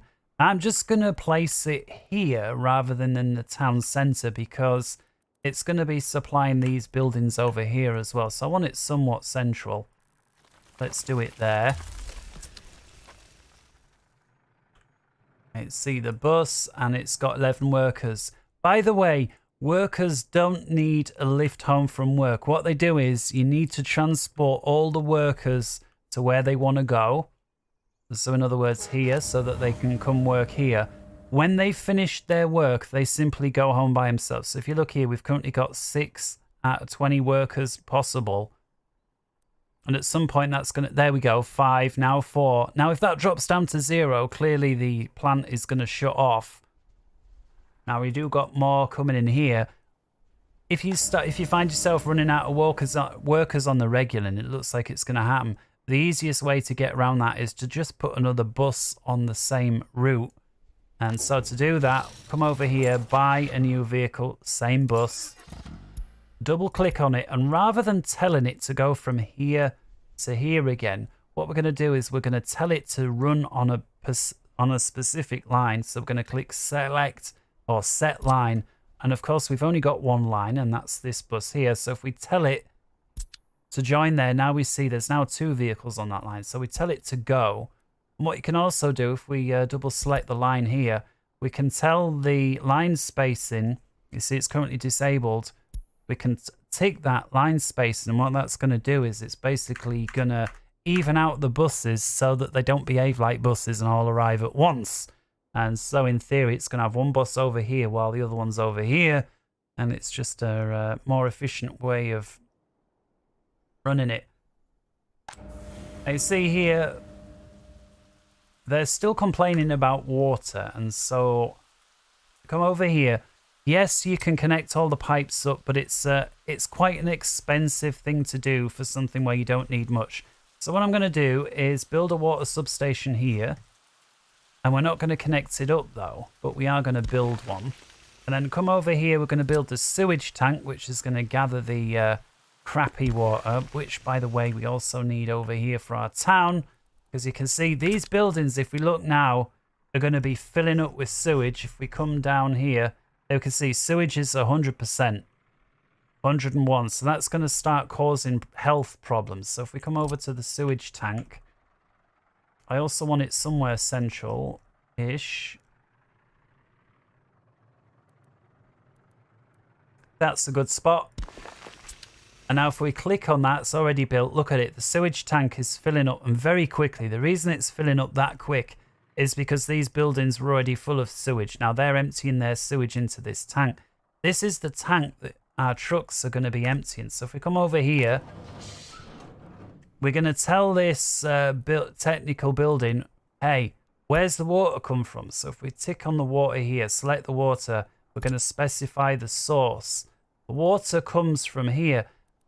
We can't tell it to go here, though, because we've not got a pickup station. If we come over to the sewage, we can tell your trucks, you know, unload your sewage there. Or, well, let's keep it simple. Let's just tell it to go there. Road connection with office doesn't exist. Well, all right, we are going to have to put a sewage drop-off point. So if we click on the plumbing, you're going to have to build a point where your trucks can pick up fresh water and get rid of sewage water. So if we come over here, where are we? Water loading and unloading stations. So this is where they get their fresh water from. So let's put this over here.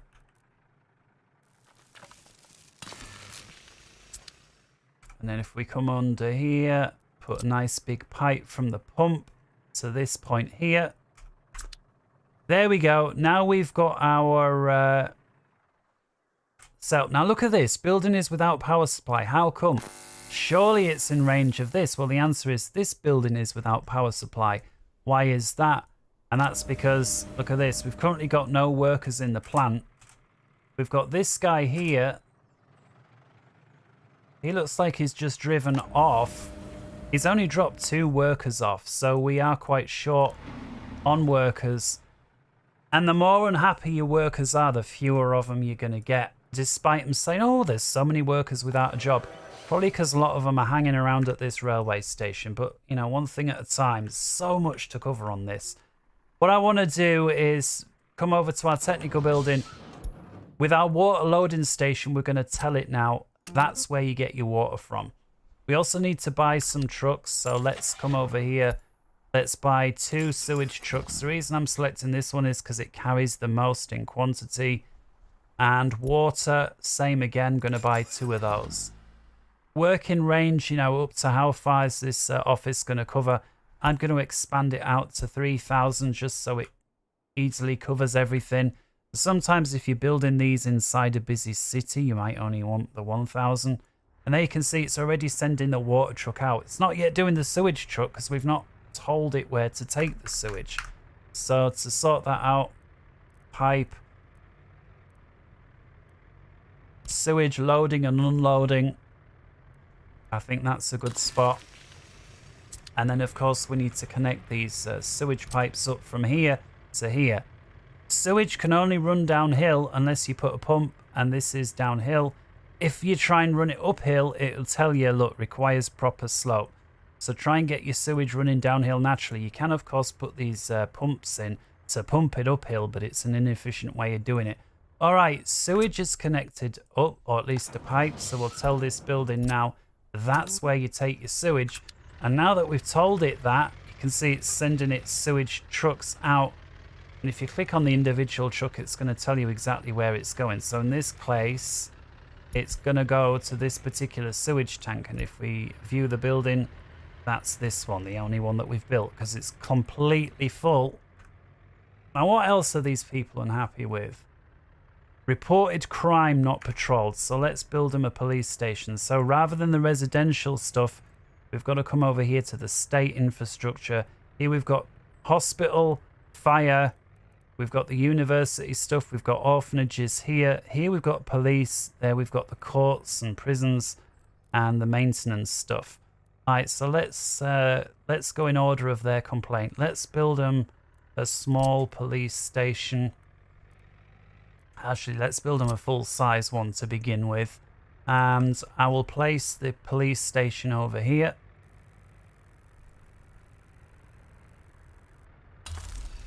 There we go. Let's get a footpath here, quite important. And one over there.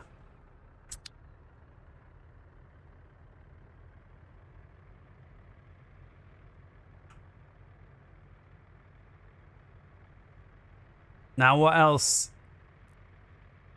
Sewage tank is overfilled. Well, we're aware of that. We do got sewage trucks coming.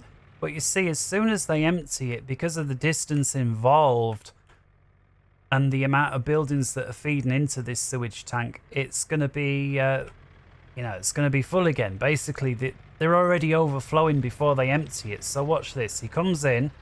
Look at the amount of sewage. As he's emptying it, it's just immediately filling. If we click on the truck, look, you can see it can carry up to 10 cubic meters of the shite. You see, the value of the cargo is a negative, and that's because you could export the sewage abroad and you'd actually have to pay them to take it, which makes sense. Whoa, doing some fancy moves there. So the way to get around this problem, you either lay more trucks on,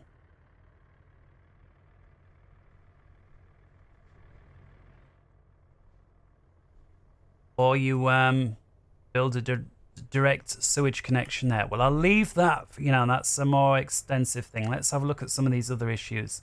All right, visit church or spirituality. So that is the drawback when you use a completely blank map. There are no churches. You can't build churches, at least not without a mod.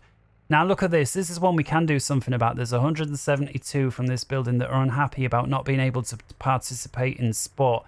So it's a warm temperature at the minute, 24 degrees. Coming over here to the residential areas over on the right hand side, we've got football playgrounds, tennis, we've got beach thing, but you need to build that on the beach, or an indoor pool. They can use the pool all year round providing you heat it, whereas the outdoor sports they only do in summer, which includes football, which I don't know why, because here in the UK, the football is in the wintry seasons, but whatever. So let's build them a football pitch there. And let's come over here with a tennis. And we'll build that there. And so now if we click on the fields, so first always is the staff. In this case, they only need one member of staff. I guess that's the referee. And then they can have up to 19 visitors, which is what kind of a football game has 19 players? I don't know. So if we speed up time, and there we see some of them arriving. They don't actually need the full 19 to play. As long as there's none waiting in front, they'll be happy. And so these people are going to get happy. It doesn't instantly solve the problem, but this 172 unable to participate in sport, as the time ticks on, will gradually tick down. 54 unable to enjoy culture. Well, that's rubbish. You've got your cinema there. You've got this there. You're not having anything else. Meat, electronics, clothes, and pub. Well, there's the pub. And there's the food. And they've got workers. Let's just check they can reach. If we hold that down, yes, they can. All right, so the next thing I'm going to be looking at is connecting this railway line. And then I think that's going to make it for this video. Because when we do, it's going to supply workers to here. And that's going to supply the coal to here. And then that's going to be refined here. And then that's going to keep this power going. So far, we're just operating off those 52 tons of coal that we bought. We see we've got 48 left. The more stuff you build, especially electric railways and stuff, that's obviously going to consume power faster and faster. So the first thing we need to do is electrify the railway line from the power plant. So if we click on the railway lines, we've got the electronic railroad connection here. And so this is basically how we're going to get the electricity from the power station into the railway lines. Here's a good spot, seeing as we've already started building a road. So I'm going to click there. And then I'm just going to have to join up our electrified railway lines like this. And like that, all the lights go out because we've connected it to this building.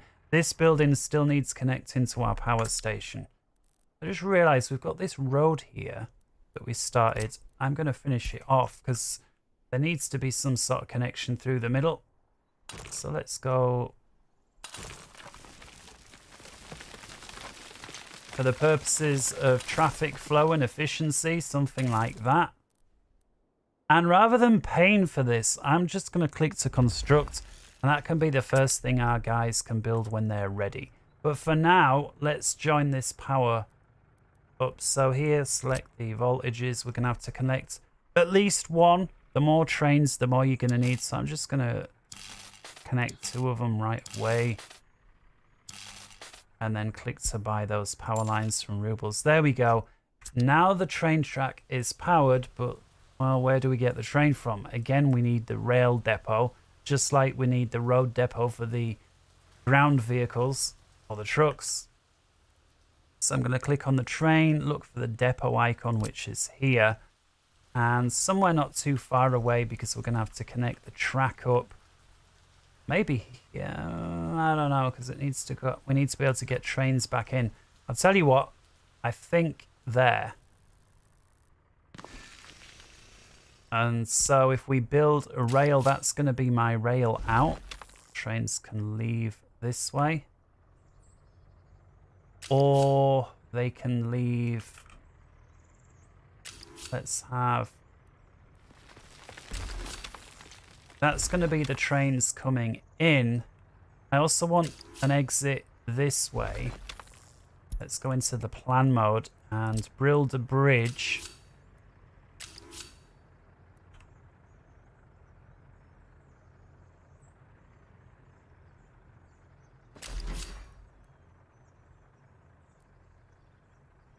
And the reason I'm building a bridge is I could build a track just straight over like a junction, but then it's going to delay trains. And again, Q and E to raise and lower, and then connect this bridge, this track there. There we go. So now if trains want to leave, they can go over the top without holding trains up on the other side. Now again, if you've got a few trains, waiting a little bit doesn't matter. When you've got 10 or 50 trains sharing the same rail network, you'll see how important it is to build bridges. All right, over to the Rubles. I'm going to pay for that. And so you can see, yeah, I mean, I would say the game averages about 100 hours between a crash. So we were very unlucky to get a crash early on. So I'm going to save this now because we've done quite a bit between things. And, oh yeah, don't forget to connect this guy up. This up here, by the way, is your notifications. You see I've been ignoring them. Just to say that there's a new type of vehicle available. There's a new type of vehicle. You get notifications when certain key buildings stop producing. You can disable this. You know, you can customize the notifications you get. It's kind of important to know your power plant has stopped producing, so I suggest keeping that on. And there we go. All right, this depot needs connecting to the rail network, so nice and easy, like there. And I will tell my guys to build that road when they're done. But now with the rail train network done, we can build our, or buy our train rather. And so Rubles, it's an electronic train. So let's filter by electric motor locomotive. I like this one early on. It's the fastest one, 160 km/h. You can see a lot of the others are slower and or less power. You see, that one's got 4,200 kilowatts. This one's 5.1. Now, some of these down here, you see they've got a much more powerful engine, but they can't go as fast. So these are good for moving heavy amounts of stuff around. But for passengers, I like one railway and then 2 wagons. You can add more wagons on, but the more you add on, the more difficulty at junctions and so on when you've got many. And so if you take a look here, I'm looking for which one can hold the most passengers. That's it. And it's this one down here, 125. So I'm going to buy 2 of these. And there's my train. 1 loco, 2 carriages. Sometimes, depending the way that you like to do your network, you can put 3 rail carriages. I don't suggest more because they're not even going to fit in the station. Right, so selecting this guy, like the buses, double click.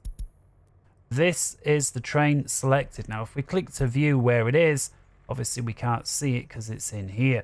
You can't just tell it to drive without giving it waypoints. That's the way to make vehicles move. You give them waypoints. So the first place that our train wants to go is here. You can see it's its default name here, Turi Lollystock, whatever. All right, new stop. Go there. Again, filter out to your heart's content. I'm going to leave it because later on when I expand the town, this same train is then going to also cover the new stations. So I'm just going to leave that as is. And then, of course, your second. Every vehicle needs at least 2 waypoints to move. That makes sense, right? 1 and 2, and then it'll just cycle round endlessly, providing it's gone fuel. So from there, and then from there to the station here. Obviously, it can't just magically turn around at this station because we've not built the junction. So it's going to go through, come to the end, turn around, continue up here, up the bridge, and then here. Now, here it will turn around, and remember, we built these 2. So let's tell it to go, and let's watch. Let's unpause. Let's speed up the time. Now he's driving on left. Why is he driving on left? Well, we've not signaled the rail to follow any rules. And you want to put some signals down. And I'll tell you what, that's going to be the end of the video, is me showing why you need to do signals. So what we're going to do is buy another train, and it's going to do the exact same route. So the same loco, packs, the same. And we're going to click on the set line. And again, it's limited to the different types of vehicles. Go. Now, these are going to start causing problems with one another. And here's an example. Collisions cannot pass. And so the way to get around this is to build signals. Now, there's 2 main types of signals in this game. Though it is absolutely critical that you understand the difference. Now, if you know Factorio, you'll know. You've got your normal signals and your chain signals. There's also a mixed, but just stick with these 2. The difference between them is a normal signal. A train can drive up to that signal, and if it's green, it'll go through. If it's red, it'll stop. That's obvious. However, the signal will always be red if the area of track in front of it is taken by another train. You also, this is how you set the one way. So, for example, I want trains to drive on the right hand side, and so I want them to exit this roundabout this. I never want them coming in like this guy. So you set it, click it once. You can see that's a 2-directional signal. Click it again, that's only going to go that way. If you click it again, now it's only going to go that way. Click it again, you get your bi-directional. We only want it going that way. So now if I unpause, I think this is because of the traffic. It is going to ignore that. These trains are just basically doing their own thing until we lay the law down a little bit better. So he can only leave that way. Now here, again, driving on the right, only leave that way. Now, why is this track red? Well, because somewhere ahead is a train. And because all of this network is linked, there is a train ahead. Now, let me show. If I put another signal down, I'm going to put it down here and face it that way. Now this one's green. Now, why is this signal green? Because the track between here and this signal, in other words, this blue piece of track, there is no train. Somewhere after that signal is danger. So if we put a signal here, because that's going to exit from there, it's still red because although this bit of track here is green between this signal and this building, this signal also clears us up to the left. So if we put another signal there, now you can see green, green. And so you want to build your entire network up like that. So what's the difference between that and a chain signal? Well,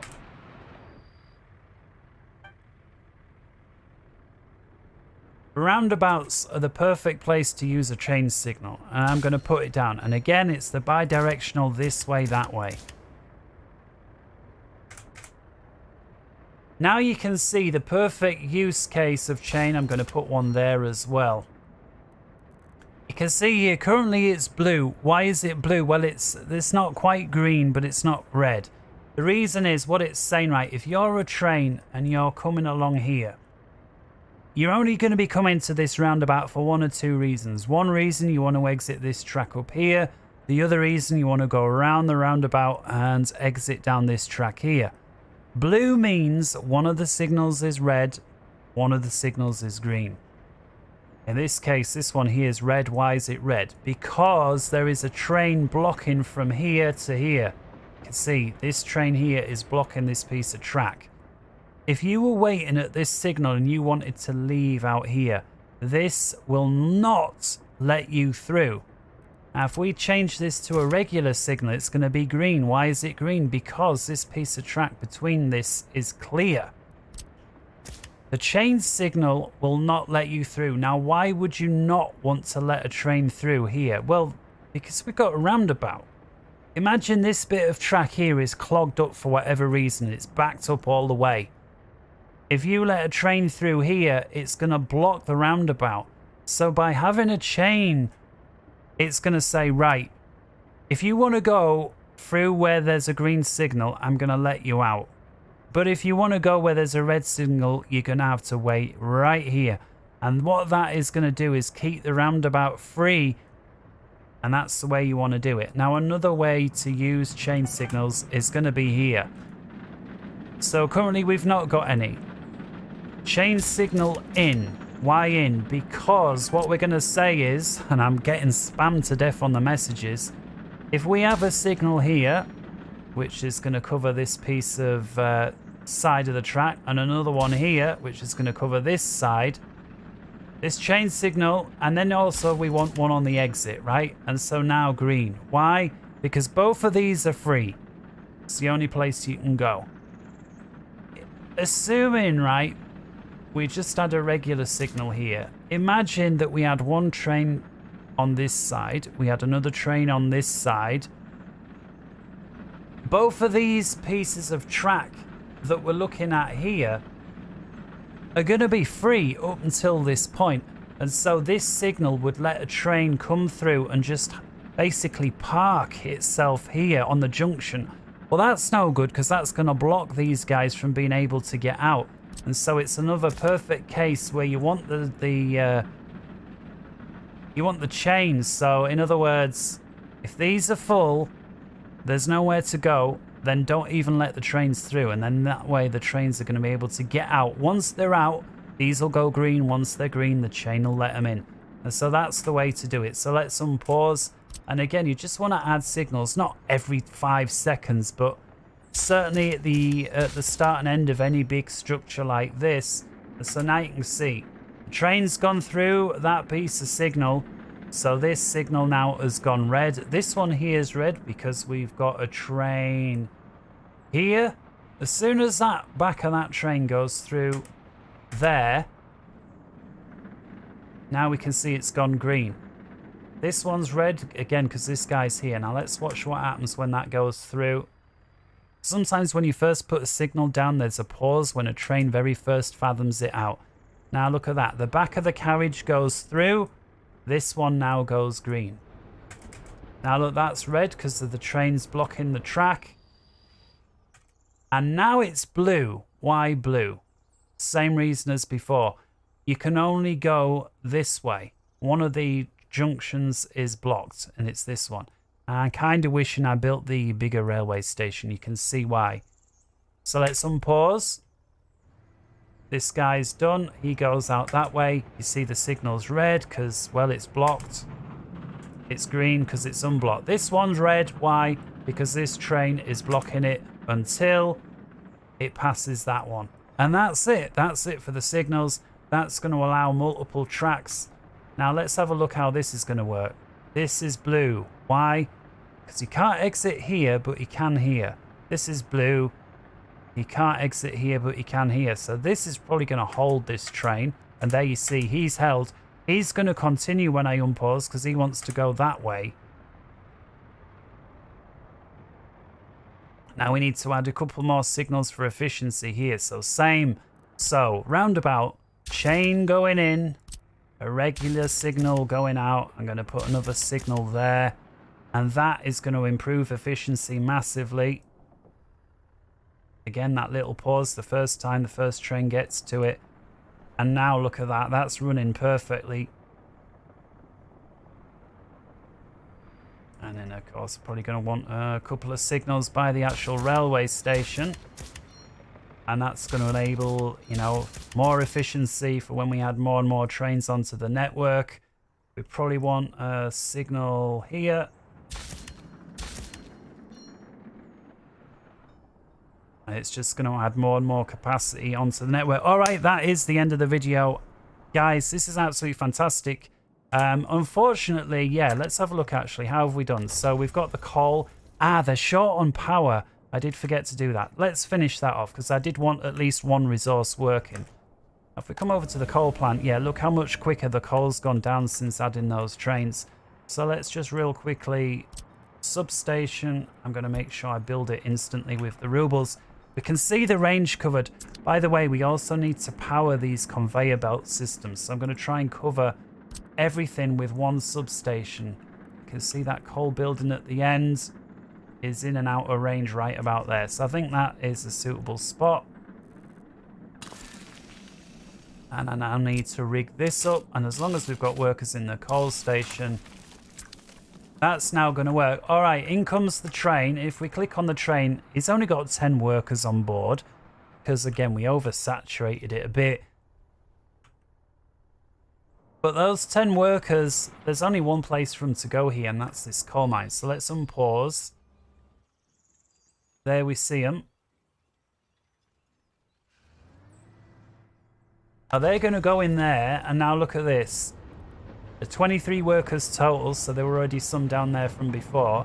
We can see that they're producing currently about 37 tons of coal a day. That's going to reduce as the number of workers reduces.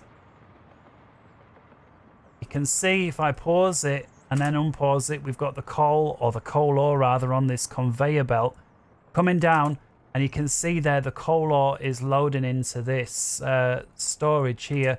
You can see exactly how much we've got down there. Can store up to 1,950 tons. You see there's only 3 tons in there. As it's required, the coal ore is going to feed into this building where we've currently got 2 workers out of a max possible of 15. And they're then going to refine the coal from the coal ore and place it here.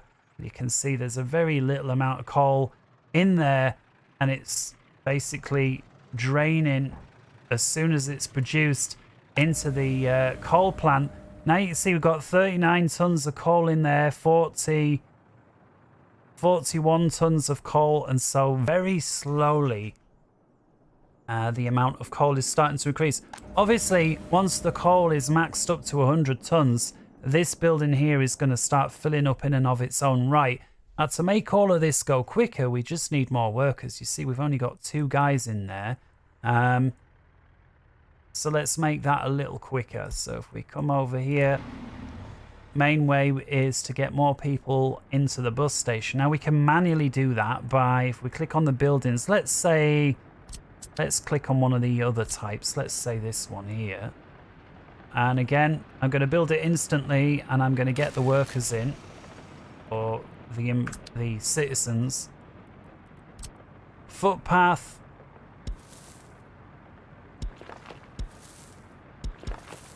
Let's connect it like that. If you click on this building, the default is that they go wherever they think is best. But what you can do is select on this icon and then click where you want the workers to go. So I'm going to click on this building. And what that's going to do is it's going to send 100% of available workers to work at this building. Now, obviously, there's no work at a bus stop. So instead, the workers are going to go into the bus stop. Now, if we click away, unpause, look at the amount of workers awaiting. There's 4. And as soon as they start coming in, look at it now. 6, 7, 8, 9. You can see what's happening. So that's going to give these buses now a lot more people to pick up to work, and that's going to result in a lot more workers getting dropped off here, which is going to result in more workers in these factories here. Now this coal, there you can see, oh, it's almost starting to fill up, but not yet, because again, power plant. Let's speed up time. Let's just get this one thing done. And so we can just export one resource. In fact, let's slow time down to normal. Then that will be the end, because if we can export a resource, we can make a little bit of money. And if we can make a bit of money, we can pay for the things that we're using, such as food and the water here and so on. Or at least partially. So if we click on the map, where we're closest to, you can just click on the map to move the camera there. You can see we're closest to the map behind us. Now we need to look for a... Here we go. Here's a suitable point. You can see this border crossing. We've got power as well as one rail line as well as one road. The road is what we're going to use. So I'm going to click on the road line here. Let's plan it first of all.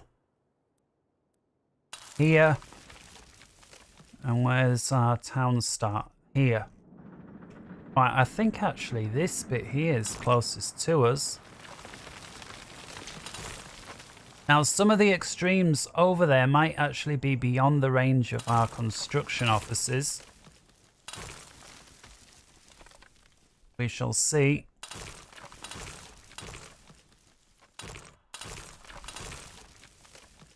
Yeah, so right there is, we're at the end there. So I'm going to come over to the rubles option, which we're going to be buying this road anyway, but I didn't want to have to pay to dig up the... I'm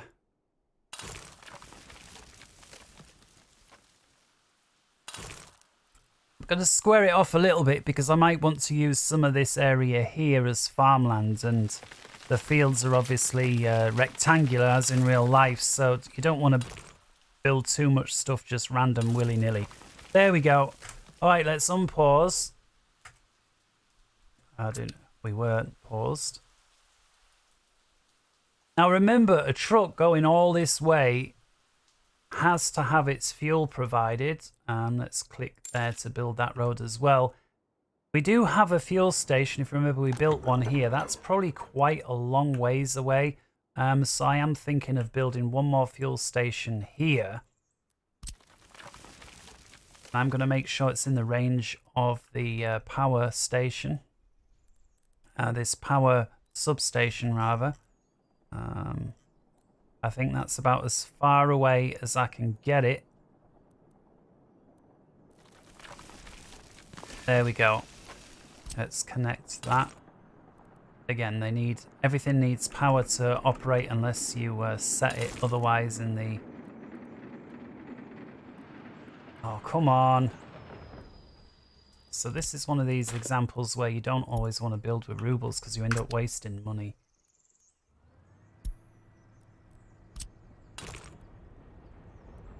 And you can see the problem. The problem is there, the fuel station is on quite a big hill above the road. Now, I could just delete the fuel station, delete the hill. But I've already paid for the fuel station. Let's just try... Ah, there we go. All right, I've finally been able to suss it with the road. Let's build that by building it in 2 halves. And that's in range. Okay. Now, you can drive trucks directly into this building to load coal, but the easier, quicker way to do it is to have like a dedicated loading, unloading spot. So if you come over to the aggregate one, which is basically dealing with coal and quarry and stuff like that, here you've got truck unloading, here you've got truck loading. So if you were to connect this, say, to here, if you drive a truck into there, it's going to load whatever is in there. So I need to, if we come over to the road menu, connect this on with our existing network. Now, will a road? Probably not. No, it's far too low. Tell you what, we can build a bridge over that, though, I'm almost sure. Let's build one made of brick. So I'm, again, using Q and E keys. And there we go. And then Q and E to raise and lower. There we go. Can we connect that there? And this side up to there. Again, using the mouse wheel to change the how tight we build the curves. Perfect. Clicking on this. Right, there we go. We're starting to get our excess coal. So look at this. The power plant is full of coal, 100 tons. This would produce an excess coal because we're getting more workers through. Look, instead of 2, we've got 12 guys there now. 15, which is max. And so they're going to be draining. Yeah, look at that. They're using all the coal ore out of there. So if anything, we need more workers here. We see we got 34. We've just got a train pulling up. We've got a bunch more guys going in there now. So, you know, we're starting to evolve, right? We're getting more stuff produced. You see now we're producing 85 tons a day. That's going to be more coming in here. In any case, here, look at this. 138, 139, and we're on normal speed. 140, 42. Coal is ticking up. So how do we get trucks here? Well, we need to buy them. Now, there are 2 ways to do this. The first way, which is the old school way, is that you buy a truck from the depot and you say, right, go to here, load up whatever's there, and then drive along and go here, which is our neighbouring export partner, and unload whatever you're carrying, and then obviously we're gonna cash in whatever the value of those goods are. That was the old way of doing it. The new way is a much more efficient way because, as we know, when trucks are driving between A and B, they use fuel. What if they drive here and there's no coal in there because, you know, we're either using it or we're not producing enough or whatever? Well, the truck's going to pull up, there's going to be nought there, and it's going to drive anyway. So it's going to end up wasting fuel. Not only that, we want to keep a minimum amount of coal for our own use. Why? Well, because we've got a power station. We need coal. If we've got no coal, we've got no power. No power, the whole city grinds to a halt.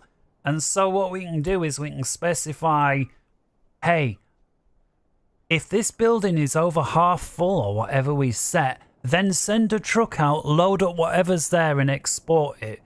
And we'll take the difference. If it's less than half full, leave it alone. And so that's what we're going to do. Now, in order to set that up, you need, if we come over to this one here, the cargo, we need a distribution office. Now, you've got small and mediums. I don't know, sometimes they say small and large, sometimes they say medium and large. I don't know what the naming convention is on this game. Just a larger one is better because you can have more trucks and more jobs. And we'll set this office near to where we want them to be, which in this case is here. Bang. And look at that, we've almost spent 3 million of the first 10.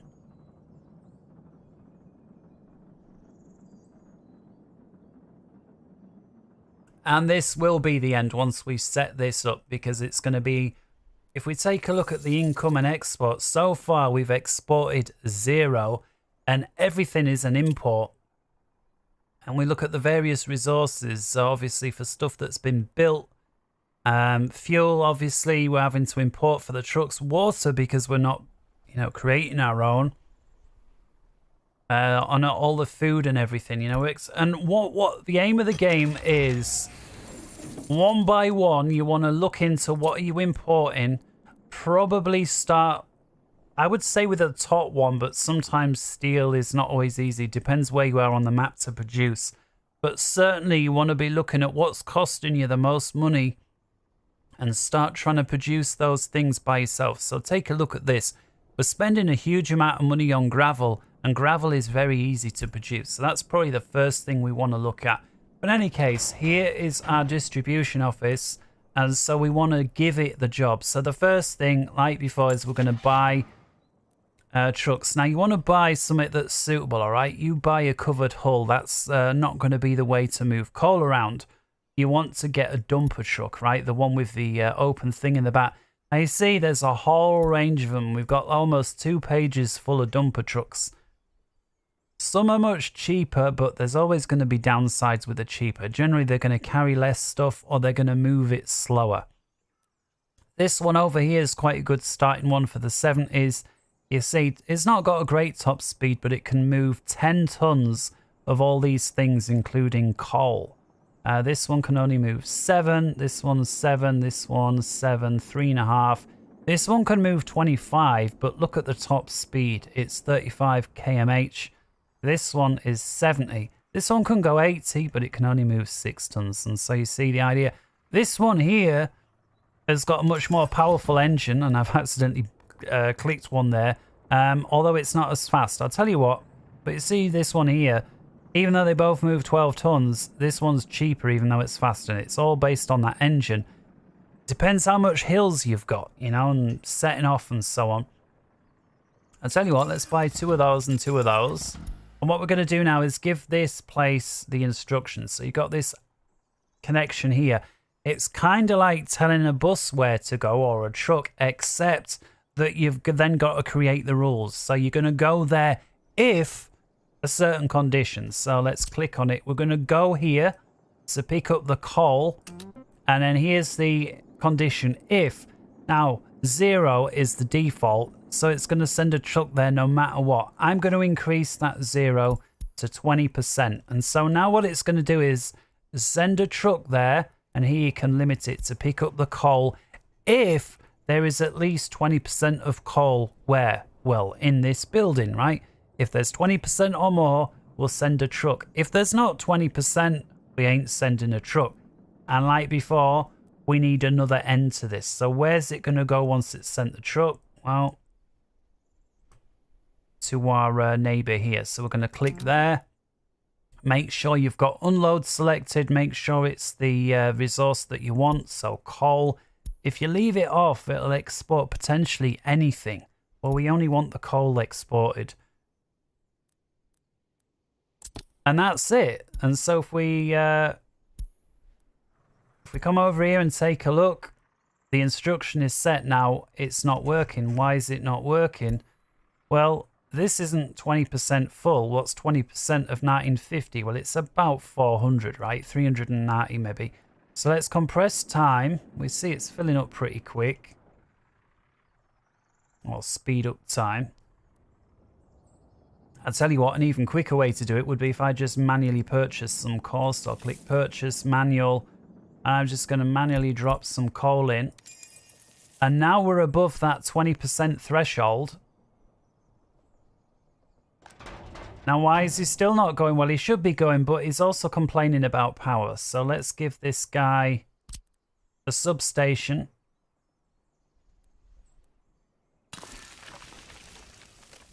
And let's connect these wires up. We've got one more little wire out the back of the power plant, which is all that we're going to need, I think, for this tutorial.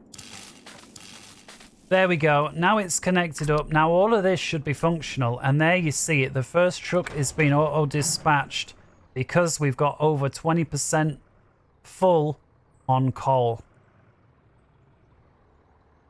And there's the next one. And of course, we've got everything powered and everything. You know, stuff needs to be powered or it ain't going to work. Now this guy goes in there. He loads himself up with coal. And again, if you click the truck, you can select the truck. And we can see this is going to be worth 270 rubles or $300, depends whether we take it to the US. NATO borders these blue ones or the red border, the Soviet ones. And so long as there's over 20% full, this is going to carry on sending trucks out. Of course, we can buy more trucks. Now the trucks, again, not free to use, even though you've bought them. They need fuel. And so they're probably going to fill up here, or maybe here, depends whichever is nearest at the time they decide. Looks like it is going to be this one. And of course, we need to buy that fuel until we make it ourselves. And so this isn't just like a get money for free system, because of the fuel situation. And of course, the people that we need to work these industries need to eat, and so far we're not growing them any food or anything. We're just buying it outright from a board. So I'm going to just compress time a little bit, just so we can track the progress of think this is the first one here.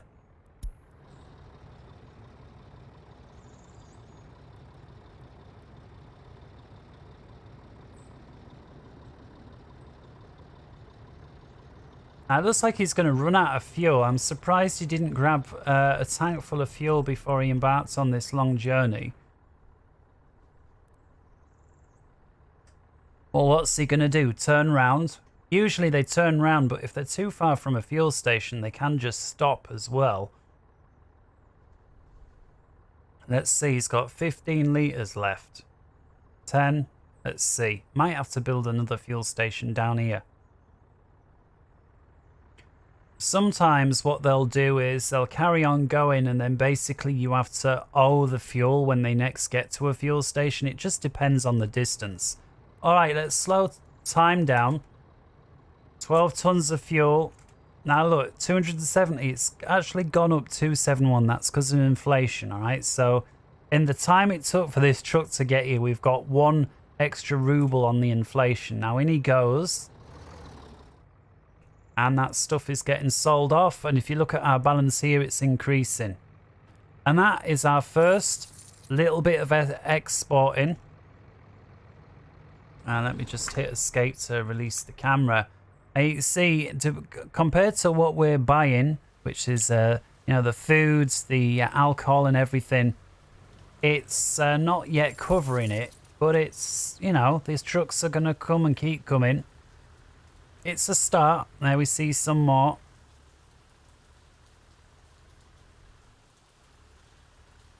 And just keep on building, keep on connecting stuff. I will make another video on this at another point because it is a fantastic game. And again, as you've seen, I have the credentials. I've got over 1,000 hours on it. So until next time, take care. It's been a long video, but it is a very fun game. And until next time, from me, take care. Have a nice day. Have a nice new year. It is, of course, New Year's Eve. About 12 and a half hours time, we'll be celebrating New Year's Day. For those of you that still do that, have a